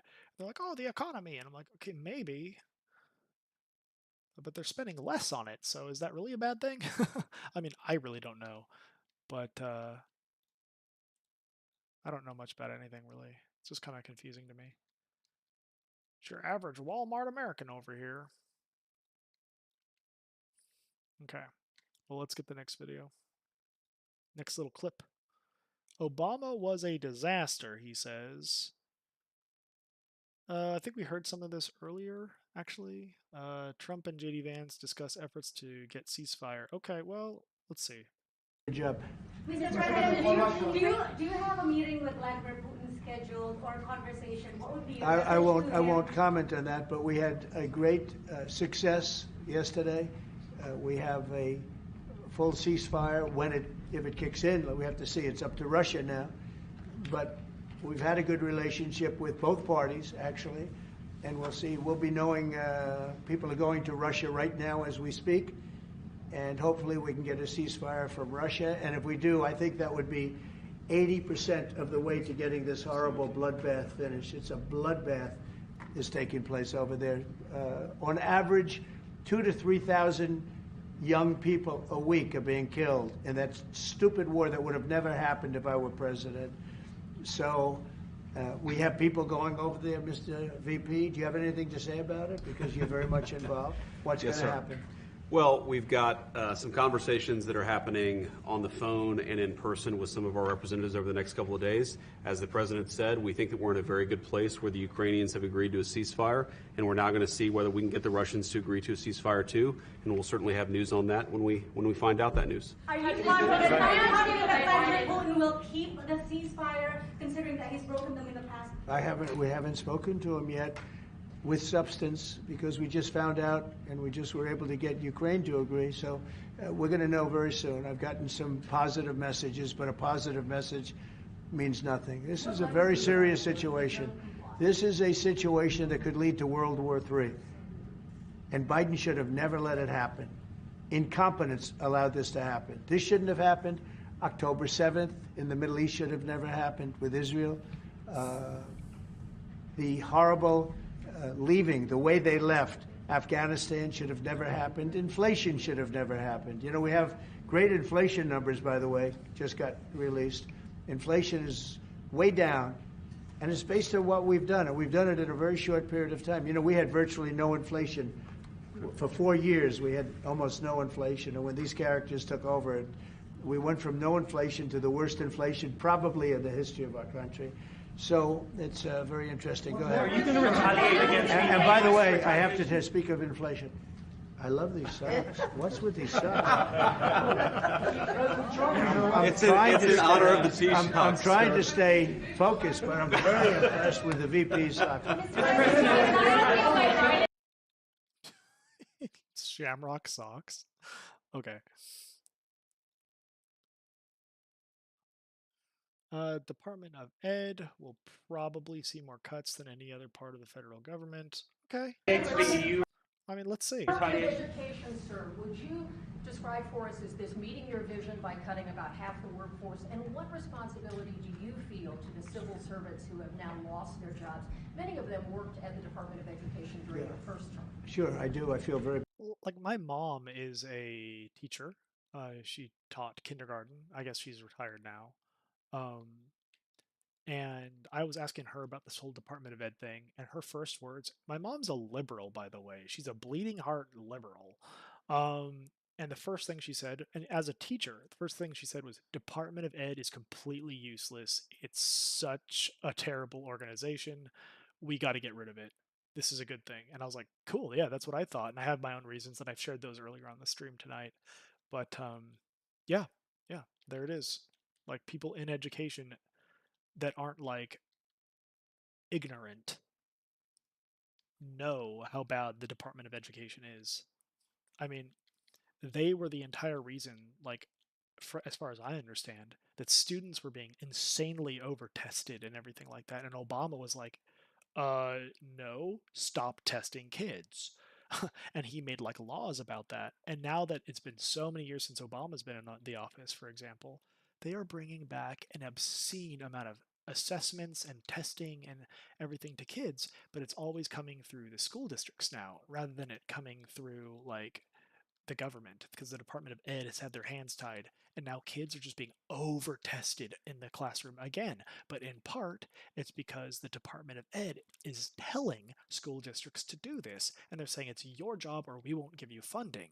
So they've wormed their way to over test kids and overdiagnose them again, and it's just detrimental to their learning.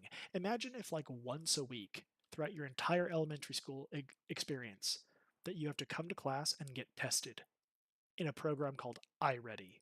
That's what's happening in California to a lot of schools.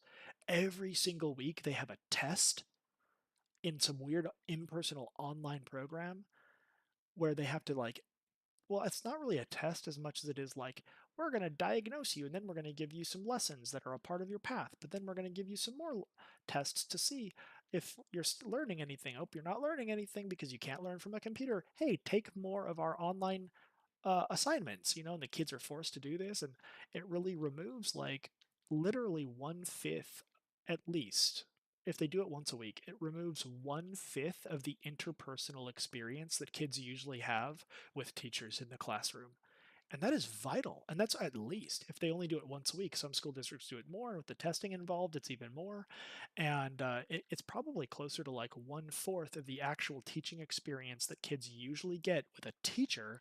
They are stuck behind the window of a computer. And it's not the teacher's choice, it's the district's choice, because they are trying to overdiagnose students as if they are uh, products on an assembly line needing to be diagnosed, not human beings that need to be nurtured and nourished with interpersonal educational experiences.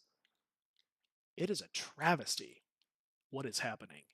And in part, largely, it is the Department of Education. And obviously, their influence has bled into other areas where this is being maybe even abused and overdone, like whatever agenda it is that they have to diagnose kids. Being overdone by school districts because they think, oh, this is the right thing to do because we were told to do it, essentially. And that's as far as I understand, that's a part of their influence has bled into that. But even if not, there's plenty of other things that are absolutely terrible about the Department of Ed, and I've talked about one of them earlier. And I just blanket statement, anecdotal. My mother knows that they're bad, even though she's like super, liberal, and normally people would think, oh, she'd support this because it's like the liberals are supporting this. No, she's a teacher and she has been her whole life, and she knows that this is a terrible thing. This organization probably is a huge source of education loss for our kids rather than a benefit. Badly, and but many of them don't work at all. Many of them never showed up to work. Many of them never showed up to work, Kelly, and unfortunately, and that's not good. And when we cut, we go, and that's what I had a number of meetings with a lot of people over the last couple of months. When we cut, we want to cut, but we want to cut the people that aren't working or not doing a good job. We're keeping the best people, and Linda McMahon is a real professional, actually a very sophisticated business person, and she cut a large number, but she kept the best people, and we'll see how it all works out. But our country was run very badly. I mean, whether it was that or contracts that were signed that was so bad, so obviously bad, and I go through them in speeches. I could go through them all day long. I could read for billions and hundreds of billions of dollars. And all of that fat and waste and fraud and abuse is being taken out. But it's incredible what's happened. Now, Department of Education. Yeah, I mean, I wanted to hear a little bit, so I just didn't like make this a video on me just ranting and just purely about it. We saw a little bit this earlier tonight. I don't really want to watch this whole like 3 minutes and 30 seconds again, and we will see a little bit more of this tomorrow with some other commentary attached to it, should we have time, rather than us just looking at some clips. But it is important, so I figured looking at a few clips here and there and mixing it in with some Fetterman stuff might be good. So here's another Fetterman comment. But this one might not work. It seems really laggy all of a sudden. Like maybe the low lighting caused the camera work to not go very well for Forbes, or maybe they had a bad Wi-Fi because of all this brick. But this seems really bad already.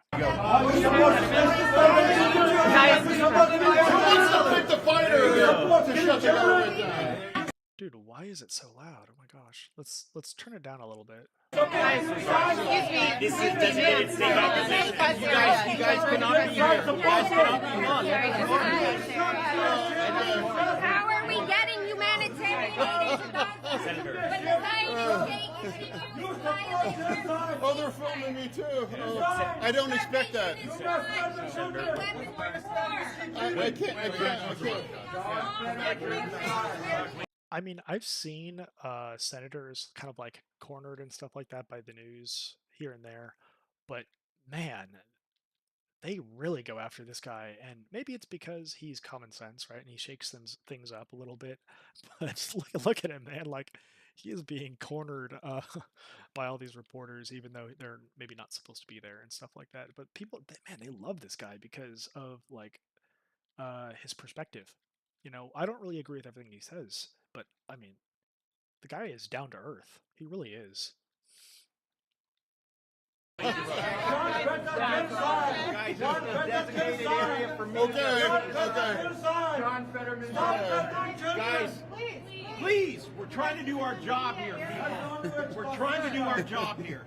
Screaming, please, we're trying to do our job, and bullying him into like giving some sort of responses, like in an inopportune time, just because you're trying to get ahead in life in your career.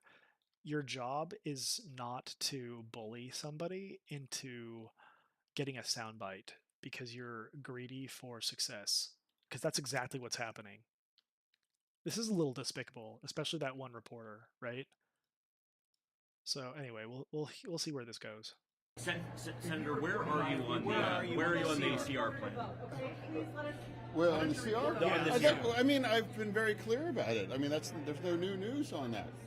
Are you a yes? I've already said that. I mean, that's what I'm saying. There's no news. And see, here it is. This stupid reporter that didn't listen or is not informed is here just to try to get a soundbite, try to get him to say something, and he's like, dude, I've already answered this. Like, I really don't like the way some reporters act. And now you're going to have to make that choice. It's like, are you going to shut the government down, or are you just going to say, hey, I disagree with many parts about the CR, but it's like that's where we are. Or if there's some kind of a process that they can essentially strip the filibuster requirement, and then if they raise the debt limit.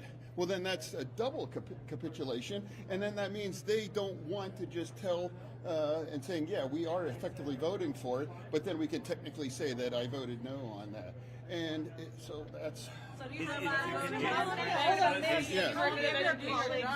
how many of your colleagues do you think will vote along with you to keep the lights on when government funding expires at midnight? Well, what I'm saying, it's like, for me, I'd never vote to shut the government down.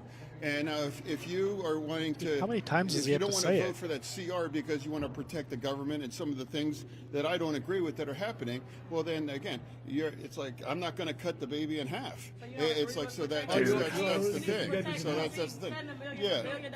I'm not going to cut the baby in half. That's the biblical reference, right?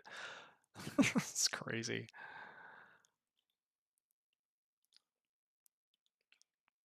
All right, let's disenchant these things. Strength, agility, stam, 2 intellect. Maybe send that to Kahboomzie. Might be good on that character. Get some silk over there, get some wool, get some linen sent on over. And we can disenchant this shield and this cloak, since nobody wanted to buy it. And maybe this gun. I don't know. I kind of want to keep a gun in case I want to make a hunter. Maybe I'll keep it for now. You know, This senator is supporter of genocide and mass murder of children. He is cutting babies in half. He cost 20,000. Dude, this guy is yelling at him about how he's terrible because he doesn't want the government to shut down. I mean, that's pretty common sense, right? Like wanting to protect the government and saying that this is not the right way to go about getting your way, throwing a tantrum and shutting the government down, even though like a huge funding bill or something. I don't really understand it perfectly. A huge funding bill has been been developed to make sure that this doesn't have to happen. I mean, I don't really know the full situation, but like, I mean, some of this stuff that just feels weird. Okay. This guy yelling at him over here. Babies in half. You already did that. You voted for more bombs to murder Capitol Police. This senator is a mass murder of children and a supporter of genocide. Senator, what's your concern about cuts to the Department of Education? So you're hoping that other Democrats will join along with you and not shut down the government, correct? Oh, I'm saying that that's the choice. And you can either vote for the CR and not. You don't have to. That means you don't agree with all of it. It's just that we agree that you don't want to shut the government down. And now, do you want to risk, having the economy move into a recession? I'm not willing to do that thing. And now, if you claim that we want to protect the government by shutting it down, that absolutely will impact millions and millions and millions of people. That's the choice that we have to make. And that's a CR that I know there's not one single Democrat, including myself, that agree with all these elements as well now too. So make that choice. You're going to shut the government down or no, and I'm not going to do that. And that's doing the hard and the right thing now. And I'm not going to pander to the extreme kind of reaction right now, but that's here we were, and it wasn't that long ago that we were scolding at the Republicans threatening to shut the government down. So now that situation has changed, and they had the votes in the House, and they delivered that, and now that's incumbent on us to make that decision. And now, I don't know how my other colleagues are going to go, but, not because I support the CR and the idea, but I am unwilling to vote to shut the government down. So you're willing to shut the government down, but not willing to stop it. He's willing to shut the government down, but not willing to stop it. How do you hear him say, I don't want to shut the government down? And the guy starts screaming, he wants to shut the government down. What the? Some people are just bizarre. They're so radicalized that they can't even think straight. Yes, don't know about this one. Okay, cool. Yeah, we'll end with Levitt, maybe. Okay, so she is holding, okay, a press gaggle. Okay, imagine if a far-right news source said that about the last press secretary. I think she was a female as well, right? Would they be upset? Would the left be upset? I mean, Forbes is slightly left-leaning, so and they're saying this about her, and I mean, I feel like if I said that a woman was hosting a gaggle when it's something as serious as like press release information from the White House, that people might cry sexism or something like that, right? They might like be upset. This is an interesting like word choice, but maybe I'm looking a little too deep into it. Anyway, I'll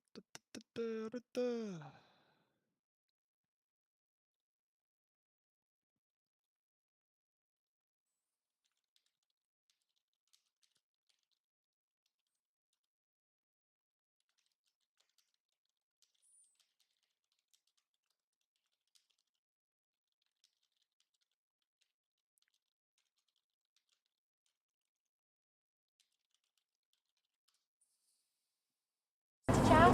Sure. How are you? Good. How are you? Day. Oh yeah. Doesn't this sunshine feel so good? A couple of things I want to point out. Great economic news this morning, despite all of the naysayers in the media and also all of the so-called experts. The CPI index report came out this morning and inflation is down. In fact, core inflation is down to the lowest level it has been in 4 years. This is just in 52 days of President Trump taking office. We saw airline fares fell. We saw the cost of gasoline is down as well. We also saw a $1 billion investment this morning from GE Aerospace. We saw Asahi, the Japanese. Right. Wow. Nice. Okay. So yeah, more investments. Okay, into America. I wonder how often this actually happens. It feels like maybe they're making a big deal about it. Like maybe these investments are way more frequent, or maybe this is not the norm actually. But interesting. I feel like there's always going to be some sort of investments, and $1 billion's not very much. That seems pretty like standard. Interesting though. Japanese beer company announced that they're going to move manufacturing and investments to the great state of Wisconsin in response to President Trump's 25% tariffs on steel and aluminum, which you all know went into effect last night. So this is all good news for the American people, and it also shows that you can. Wait, did I just hear my... Am I hot micing in a different stream? Let me double check real quick. No, I'm not, I don't think. So that sigh that I heard was one of the news reporters. They heard what she said and they just sighed. Did you hear that? Effectively utilize tariffs to bolster your industries here at home while driving down the cost of living for the American public through deregulation and through energy. And we know President Trump is intent on passing his big tax cuts later this year. We're calling on Congress to do it. We also had a big win on Capitol Hill last night. As I talked to you all in the briefing yesterday, the president strongly supported the continuing resolution. He continues to support the continuing resolution. Now the ball is in Senate Democrats' court. Do they want to shut down the government, or do they want to keep it open and funded for the American people who need this government to continue moving, to continue building on the momentum President Trump has created? It's up to them. We'll see what they do. We hope that everybody on the Senate side will help to pass this bill so we can continue doing the business of the American people. I'll take a couple questions. Caroline, is it a sense that the market and business leaders are not understanding what the president is trying to do, or that they don't like what the president is doing? How do you explain the stock market? Well, I think I talked about this yesterday, and I think the president, the president has also addressed the stock market yesterday. It's a snapshot of a moment in time, and we expect there will be good days and there will be bad days, but ultimately Wall Street and Main Street are going to benefit from this president's policies as they did in his first term. And your reaction on Canada's Department of Education with layoffs of 50%. Can you confirm that critical services won't be cut? For instance, reassuring American families with kids with disabilities that their programs will not be cut? Yes, the Secretary of Education, Linda McMahon, who's doing a tremendous job, by the way, has assured the American people of that. And these cuts are a promise made and a promise kept. There is no reason that we should be spending more than most developed countries in the world, and our education system is failing. If you look at our nation's report card, 8th graders are not reading at the rate that they should. 4th graders are not learning math. Well, you know, it really depends on if the test is good. I have seen so many tests, and I've actually had the opportunity to analyze, as a teacher, I have had the opportunity to analyze tests and see if the questions, like in English, for example, are even good or valid or testing the correct thing. Because sometimes the reason the kid is getting it wrong is because they didn't understand a vocab word in it, but the question is about author's purpose, and maybe the language in it is actually really complicated in that question, but they're actually trying to test kids on author's purpose, and then the kid gets it wrong. But they didn't get it wrong because they didn't understand author's purpose. They got it wrong because they didn't understand the vocabulary, or maybe the sentence structure is really complicated, for example.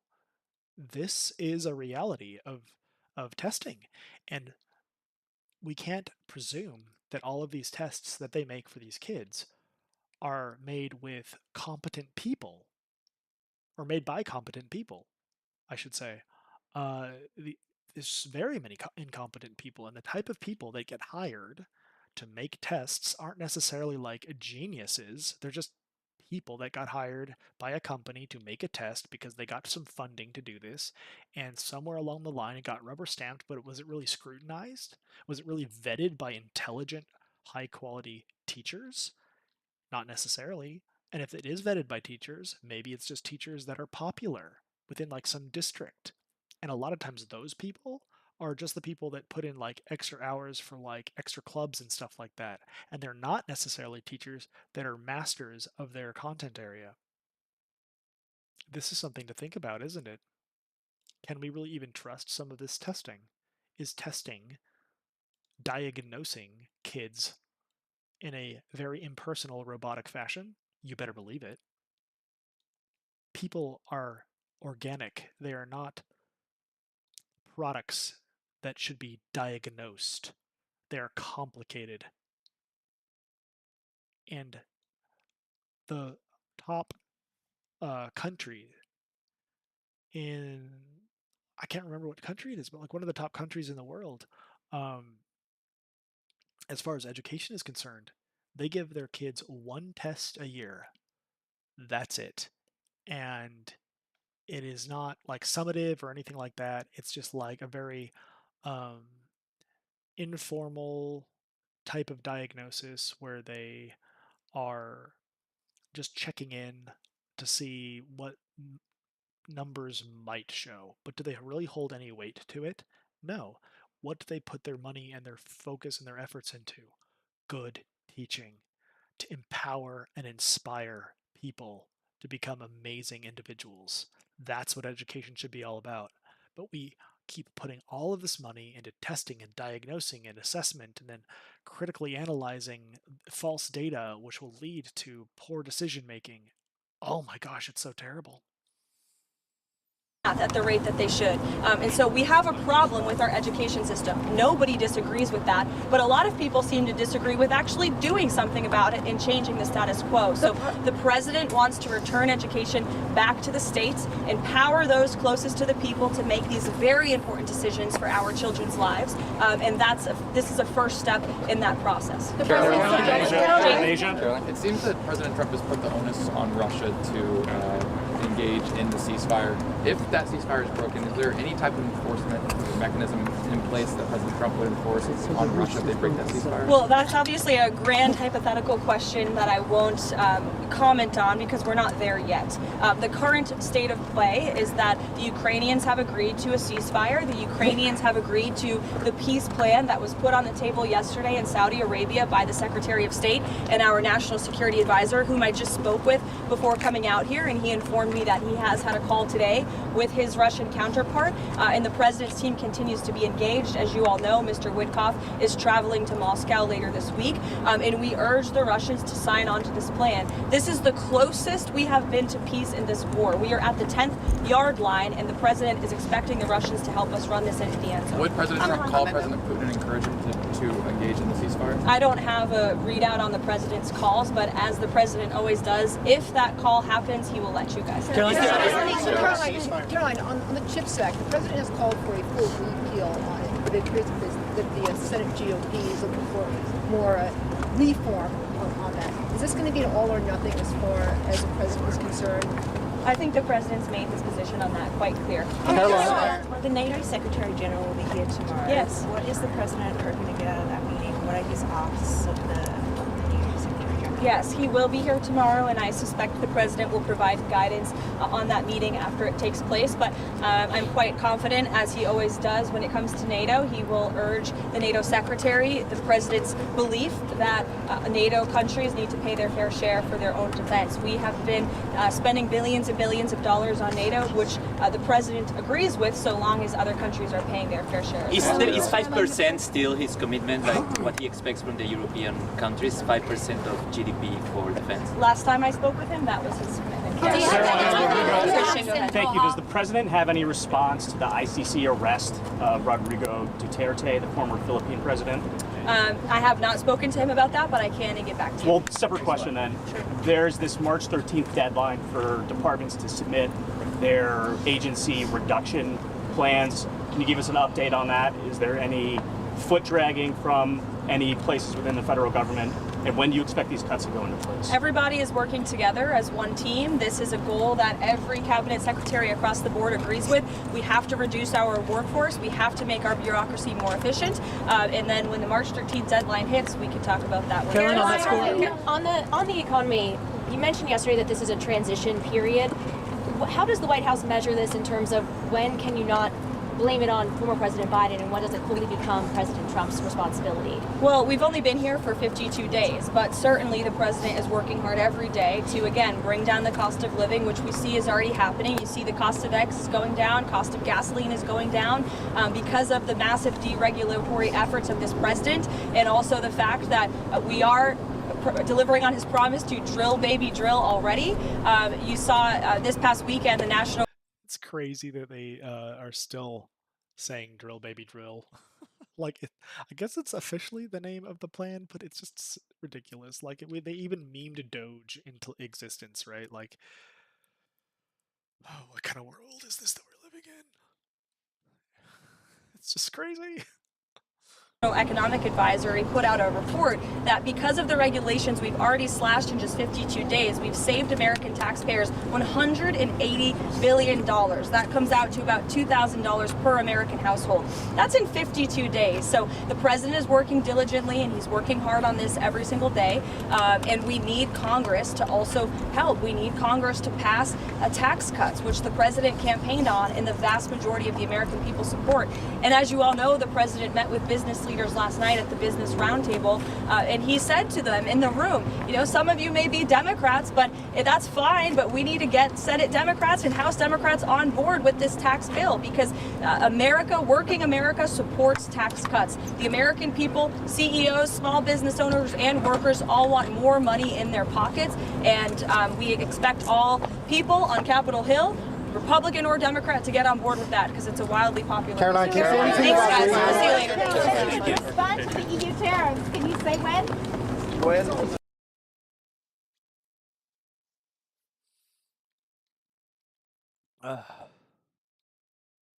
Okay, and I think that's the last of the breaking news that we had ready to go for today. Well,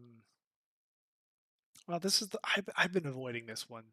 It's about Canada backing off electricity tariff threats. I really don't know if I want to listen to this. It's the only thing that I really saw talking about this situation, so I'm kind of curious about it. I just really kind of don't feel like watching Fox right now, especially not like some people are kind of okay, but this video kind of bothered me at first when I first took a glance at it. Haven't watched it yet. I like to watch things pretty organically, so that my responses and my analysis is, organic. But I guess we'll see what they have to say. And welcome back here to Live Now from Fox. I'm Andrew Kraft. So we want to talk about some of these tariff threats being levied by the United States onto Canada and vice versa here. Well, news, though, from Jackie Heinrich that Ontario, Canada Premier Doug Ford is agreeing to suspend the 25% surcharge on electricity exports to Michigan, New York, and Minnesota here. I want to put this up from Josh Wingrove there at Bloomberg saying Trump will not impose the 50% tariffs on Canadian steel and aluminum tomorrow, according to his trade advisor, Peter Navarro, telling CNBC that Navarro crediting Lutnick for negotiating a deal with Ford. So remember, the 25% that ramped up to 50% today, the threat of that on steel and aluminum from Canada, it seems like is no longer going to be in effect or operative. The threat is off the table because Doug Ford is taking the electricity import tariff also off the table. So somewhat of a tamping down of some of these tariff threats. You see what I mean? It's just it's like they pit her off and stuff like that. Whatever. In the wider tariff war, if you will. We do want to hear, though, from the Ontario Premier Doug Ford speaking today. Let's watch.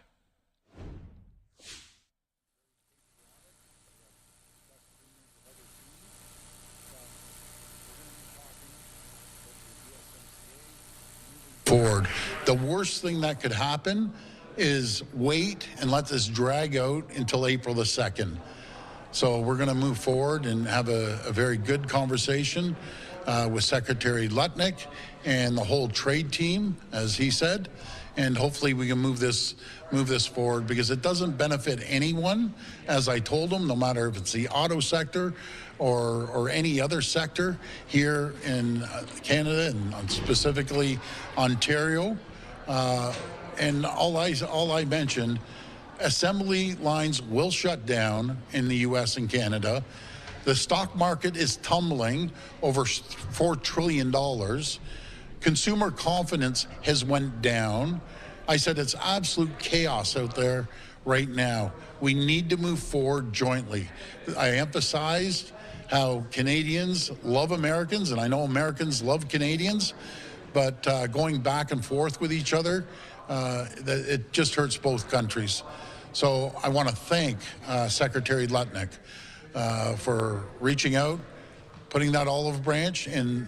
I've been in business a number of years, a lot of negotiations, and part of the last negotiation, when someone does that, you have to respect that person for putting out that olive branch, and I'm going to make sure we go down there and have a very good but strong and confident conversation. So, Premier, is Mr. Yes. Lutnick then are they going to hold off on their steel and aluminum tariffs? Is that your understanding? What's the olive branch other than the invitation to DC?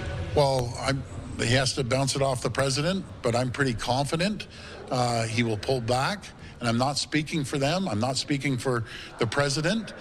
But if he continues with the aluminum and the steel, I just got off the phone with Minister LeBlanc. They will respond dollar for dollar, tariff for tariff.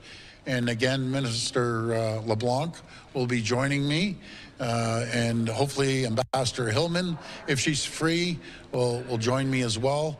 But we'll have a strong delegation. But every negotiation starts sitting at the table. And when someone invites you to their home, said, let's sit down at the table, I'm not going to refuse that. Premier, you're meeting with Prime Minister-designate Carney tomorrow? Yes, I am. What is he part of this discussion as well? Could you just fill us in on your meeting tomorrow and what's up with that? Dominic LeBlanc is informing... Dude, this Carney guy, like, I feel so bad for Canada. Like, they were like, get Trudeau out. Oh no, maybe he won't leave. It sounds like he's not going to leave, and he won't leave like he was supposed to, and he hasn't left yet. What's going to happen? And then out of nowhere, this Carney guy comes in, and everyone goes, holy moly, he's worse than Trudeau. This is not what we wanted. I just feel so bad for Canada right now. And that's one reason.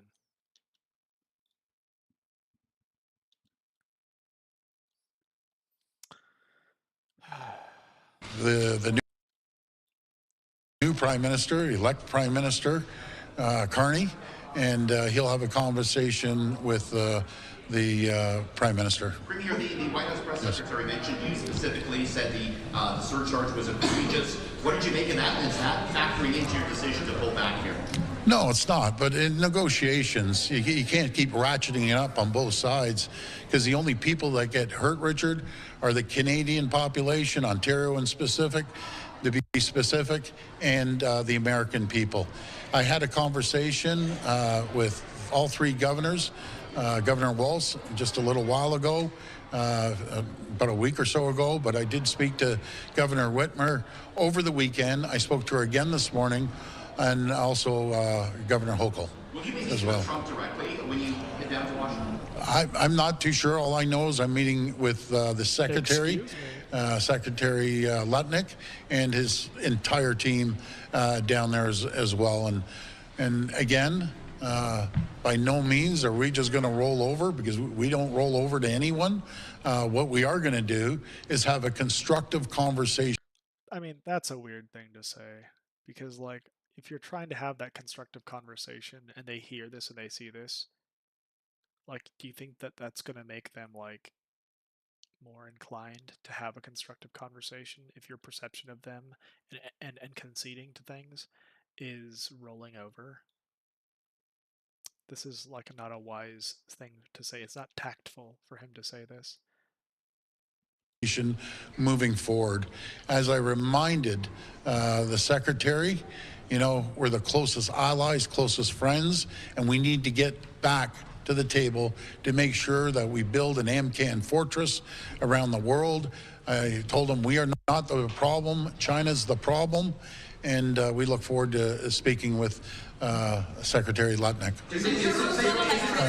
I'm sorry. You moved on electricity. Yes. Did you have the okay from the feds, or was this you kind of going on your own? Well, I think I've been pretty transparent with the federal government and everyone else. I've been mentioning it for probably the last 3 or 4 weeks, and then we had to make a move. Did it catch their attention? That's an understatement. They caught their attention. But I'm not out, and I've said it publicly, I'm not out to hurt the American people. I told the governors I'm not out to hurt them. I apologize that we have to even do this. We have to get to this point. But sometimes you have to play your cards, and this is one of the cards that we played.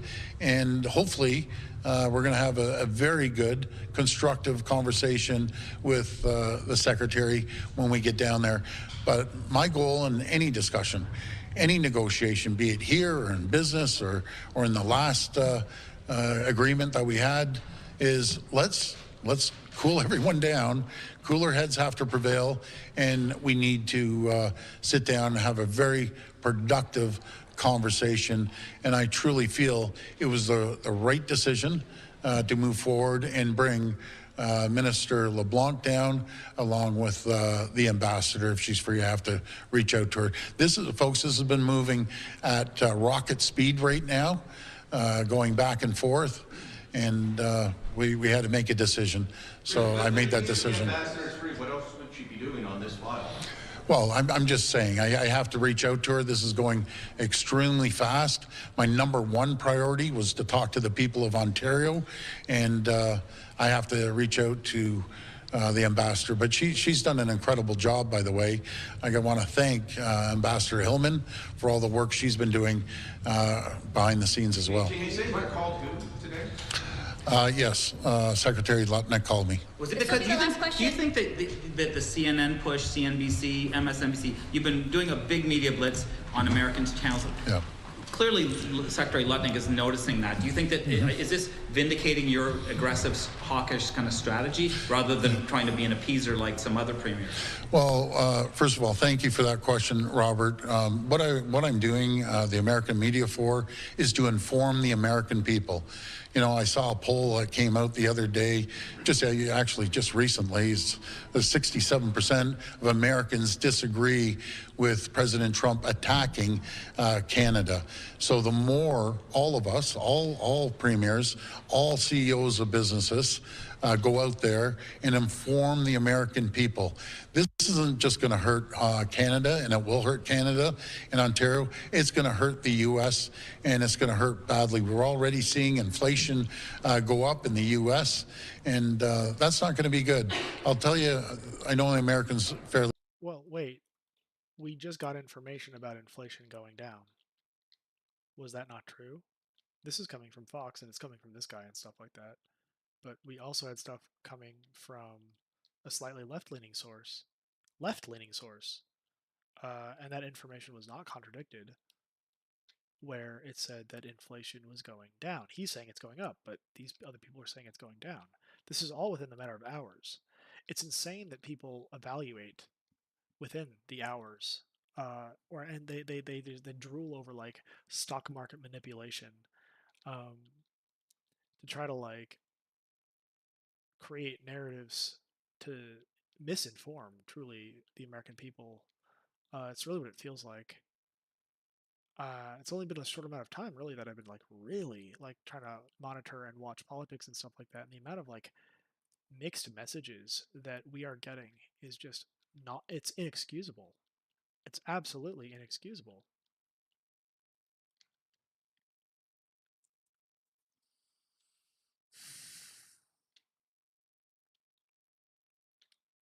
What are you, why is this guy still chasing me, man?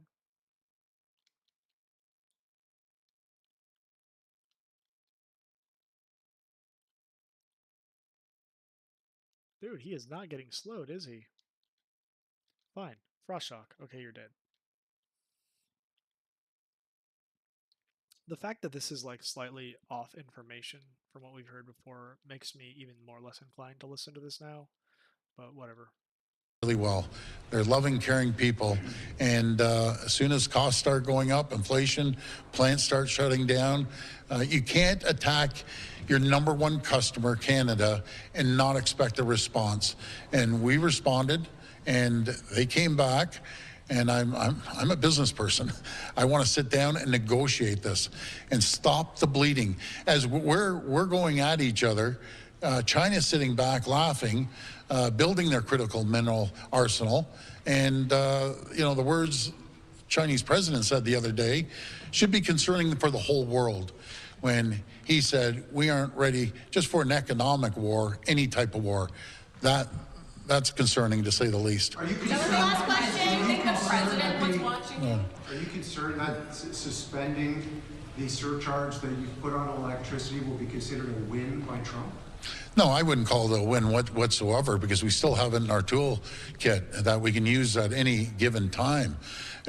One of the problems I think that we're going to have with bringing so much industry to America. Now, I'm thinking about this about the minerals, because there's a train near us, and um, there are trains that go by where I live, like multiple trains. In the middle of the night, they'll go by like every 10 minutes. Like there's so many trains getting shuttled around, and in the daytime it's cut way down because of traffic and stuff like that. They want to like manage that better for cities, that so that like entire cities aren't shut down constantly because of trains going by. But at nighttime, these trains are going by like once every 10 minutes, and there's just tons of uh,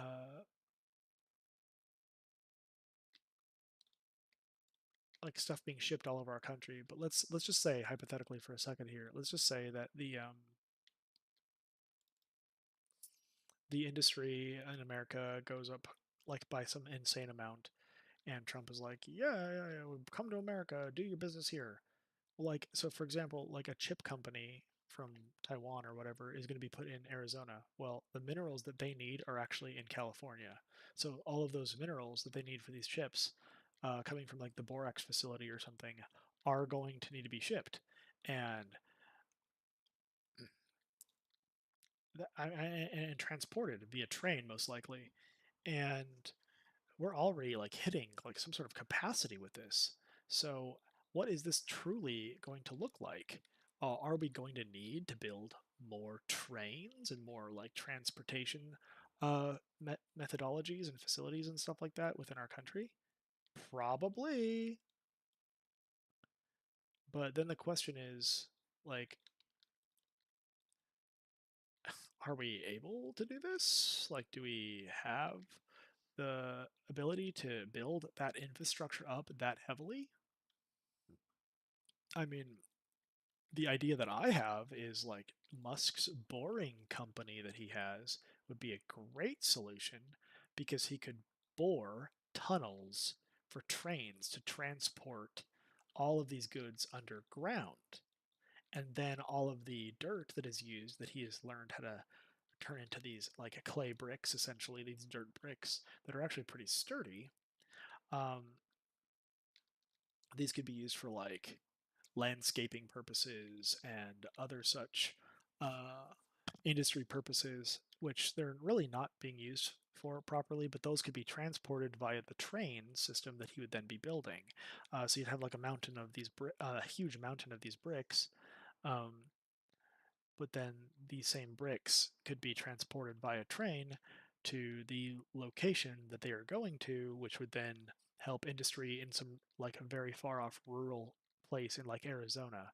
So that's just an interesting idea that I'm having about this, and might be a good solution actually for our government, because we are going to need to mass transport a lot of material throughout our country. And it's possible. We just have to like build the tool, maybe through the boring company, to be able to do this, because on surface railroad track laying is not necessarily something that we have manpower for, um, and space for on the surface, because there's so much regulation that goes into laying these tracks and going through cities and around cities and up hills and all these kind of things. But if they could just be like one long straight shot underground, which apparently is very like conductive to like if there's like an earthquake, like it's not going to jack up what's underground as much as it is on top. According to like some like research that I've seen, and that was probably going to be in support of like Musk's stuff. But there's just an idea, and that's a little like rabbit trail of thought came from something that they were saying, right? That I kind of like walked you through. But yeah, interesting perspectives, interesting thoughts. Anyway, here we go. Again, I mentioned to the governors, I apologize we have to go to this extent. But remember, folks, we never started this war. President Trump started this economic war against Canada. It was unprovoked. I truly believed that we'd move forward and it would grow both economies, would create more jobs, more economic prosperity. Well, this has gone the other way. The economy right now, I'm concerned about it. And if a recession does happen, it's a self-made recession by one person and one person only. So I just want to move forward. I'm asking for the people of Ontario and Canada's support. I want to thank them for the thousands of messages I'm getting, even people that disagree with me. As some people say, I disagree with you 99%, but you're doing a great job. Keep going. I need everyone's support as Team Canada as we move forward, because this, these negotiations are going to be the toughest we've ever had. Thank you. Yes. Or no deal. What changed? I apologize. You said zero tariffs before, or there was no deal. This is a pause. It's called. What's changed? Well, it's called an olive branch. When you're negotiating with someone, they call you and they hand over an olive. That's a biblical reference. Okay. The second one for today, actually. Interesting.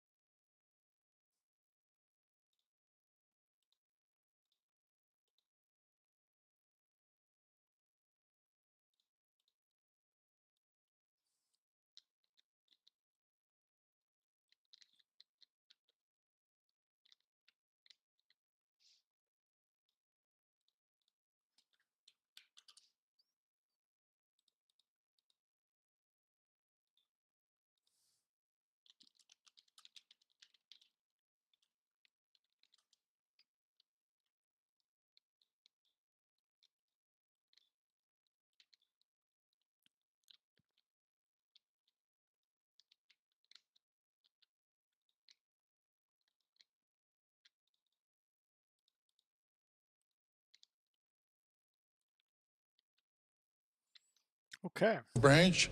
The worst thing I think I could do as Premier of Ontario is ignore them and hang up the phone on them.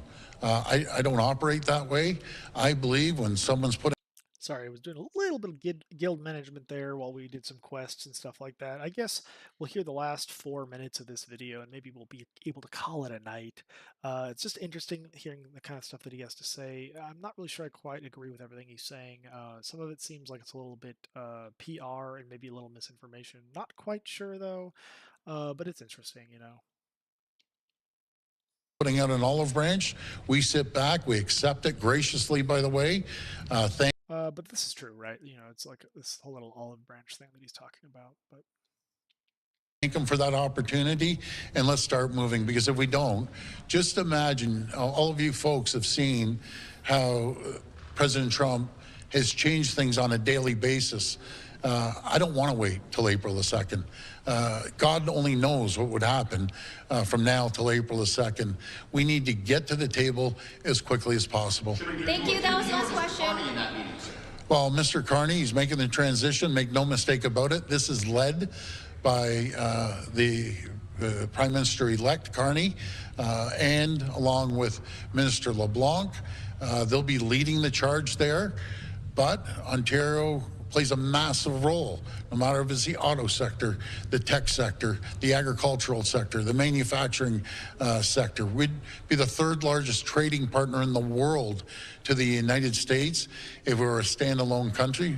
By the way, I'd never recommend that in a million years, but if we were a standalone country, we'd be the third largest trading partner. We're a very, very important trading partner to the United States, and many CEOs. I had an opportunity to speak to a group of CEOs at Yale today on conference call. I think the Americans understand we are not their enemies. We love the Americans. It's one person that we need to deal with. Thank you. That was the last question. I'm sorry. Tell us about how the call went today. As you said, dude, this lady screaming, last question, and then thank you, last question. Like, she's been doing that. It's just, I don't know. I don't like when people act this way.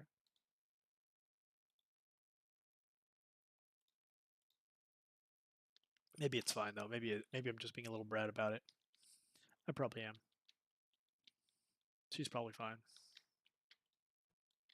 All right, Ontario Premier there, Doug Ford, laying the blame squarely on President Trump if the United States and or Canada were to enter into or see a recession anytime soon there. You heard there from Ford. Yeah, I don't need your summary, dude. Like, I don't like this guy. Goodbye. Okay. Well, maybe this and some other things could be good for later. I feel like, yeah, Asman kind of like does this for the most part. But it must be clipped because he talks a bunch and it's like kind of rushed through. This is supposed to be 50 minutes long and his is only 42. So we'll kind of see what he has to say about it. Maybe this would be a neat thing to see tomorrow. Maybe we'll, I mean, as funny as it is, Asmongold is basically a news source now, right? He finds things that are clips that he thinks are, you know, interesting or worthwhile, and he's talking about them. And you know, he reacts to his chat and argues with them and stuff like that. So it's interesting to see these multiple perspectives, and sometimes, right, you know, they like convince him of their side and stuff like that.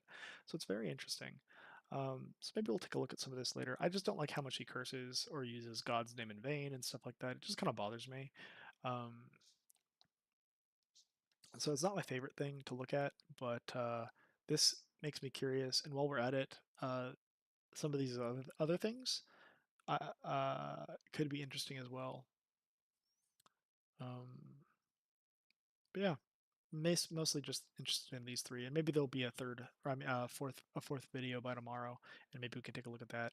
Or maybe some other things will take precedence. You know, like we've got a lot of stuff probably coming out from Forbes that's brand new that I haven't really like taken a look at or seen that's come out today, and maybe will come out a little bit tomorrow. But it seems like they're still clipping the same kind of stuff.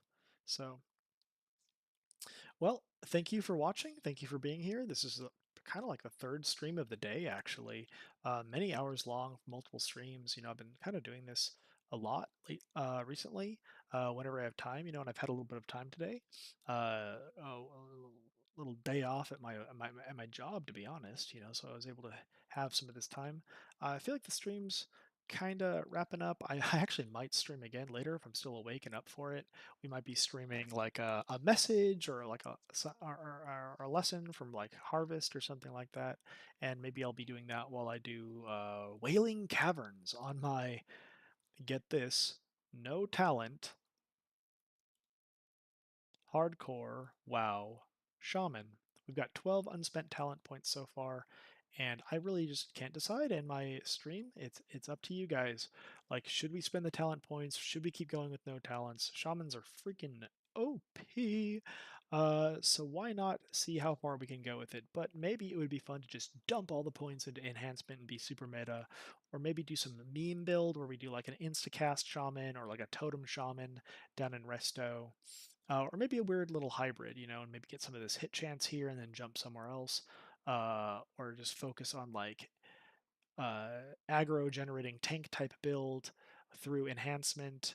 I'm sorry, through elemental, and completely avoid like thunder and stuff like that. But we've got some ideas, and maybe we could run through that in chat. Tomorrow, it's going to be a guild day as well in the stream, where we basically make our guild tabard and do a couple other things with the guild. So if you are from the guild, our guild is the Redeemed. We are on the Doom Howl server, and we're a brand new guild, and we're kicking it off here and having a good time already. So we'll hopefully have a wonderful stream later tonight, maybe, or maybe just tomorrow. And again, thank you for being here. Uh, why are we looking at the news? Why are we doing the nightly news? Well, man, there's so much crazy stuff going on in the world today. It sounds to me like it's probably a really good idea to just try to be as informed as possible, right? And stuff like that. So we will be watching these videos with an open mind, listening to the left and the right, and even sources in between that are kind of in the middle, maybe like slightly left-leaning, like Forbes or something like that. They're slightly left-leaning, but a lot of the time, like their titles kind of are.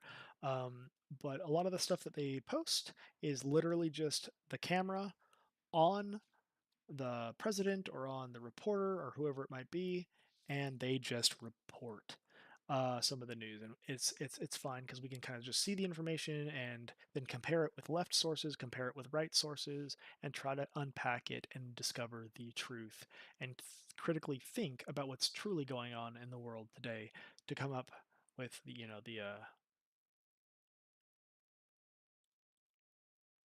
a strong understanding, of what's truly going on. Anyway, hopefully some of this was interesting or enlightening, and hopefully you enjoyed some of my perspectives. If you disagree with me, or if you're like, wanting to throw in your thoughts into the ring, please be respectful and uh, communicate in a level-headed, sober-minded fashion where you understand that everything that I have said today, it's not necessarily my hard and fast true thought, not necessarily. My opinions or my thoughts and things are really just based on my ability to connect the dots and critically analyze situations and come to conclusions. And the thoughts that I have today might just be the thoughts that I have today, and they might completely change by tomorrow.